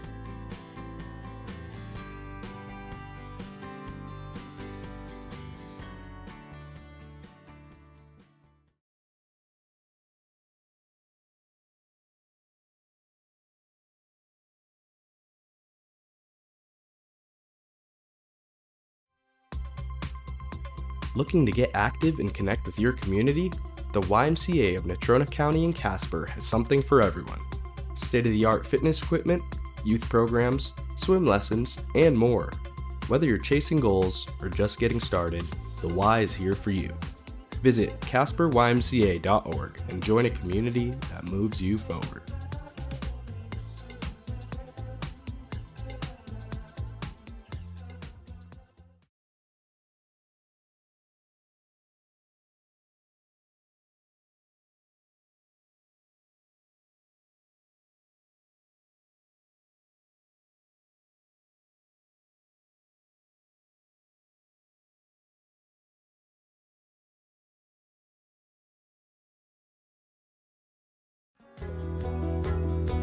Craving legendary food and service? Head on down to Texas Roadhouse in Evansville, where the steaks are hand-cut, the rolls are hot and fresh, and the energy is always high. Whether it's a family dinner or a night out with friends, Texas Roadhouse is here for you. Located at 210 Miracle Street, be sure to come hungry, and we know you'll leave happy.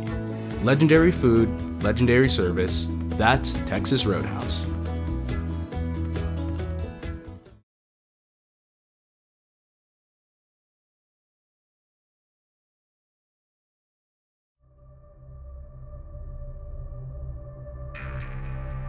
It's the crack of the bat, roar of the crowd, and an ice-cold Budweiser in your hand. Budweiser is the perfect companion to every pitch, hit, and home run. Brewed for those who live for the game and savor the moment. This season, make it a Bud. Budweiser. This Bud is for you.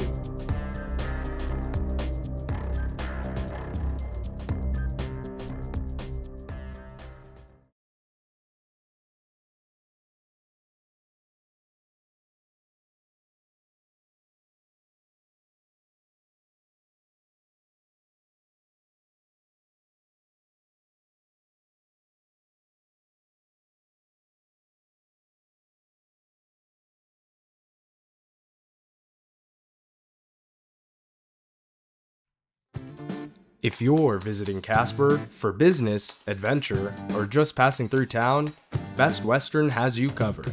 With clean, comfortable rooms, free hot breakfast, and a staff that treats you like family, you'll feel right at home, whether near or far. With 3 convenient locations, Best Western in Casper is your base camp for everything Wyoming. Book your stay and rest easy today.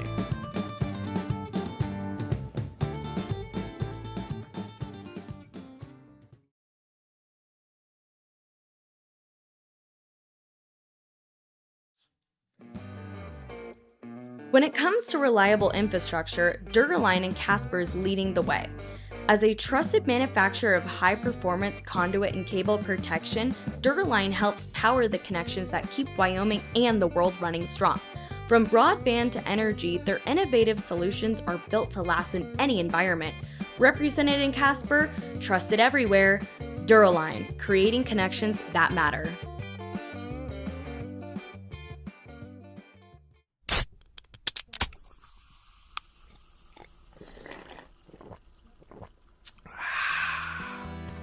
This season, fuel your Spud spirit with the crisp, refreshing taste of Pepsi, one of the official drinks of your Casper Spuds. Whether you're cheering from the stands or the couch, Pepsi is the perfect game day companion. Ice cold, bold, and made for fans like you. Grab a Pepsi and let's go Spuds.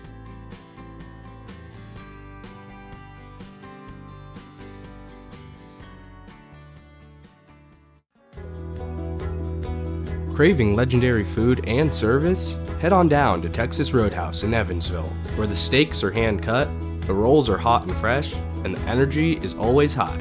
Whether it's a family dinner or a night out with friends, Texas Roadhouse is here for you. Located at 210 Miracle Street, be sure to come hungry, and we know you'll leave happy.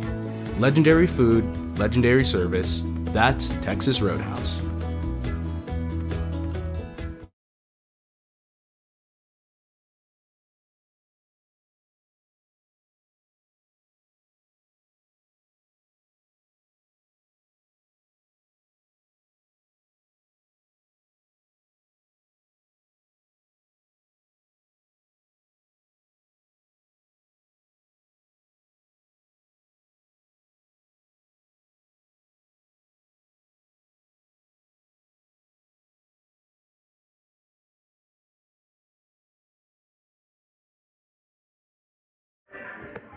Welcome back, Spuds Nation, here with your Banner Health player of the game, Cal Cousins.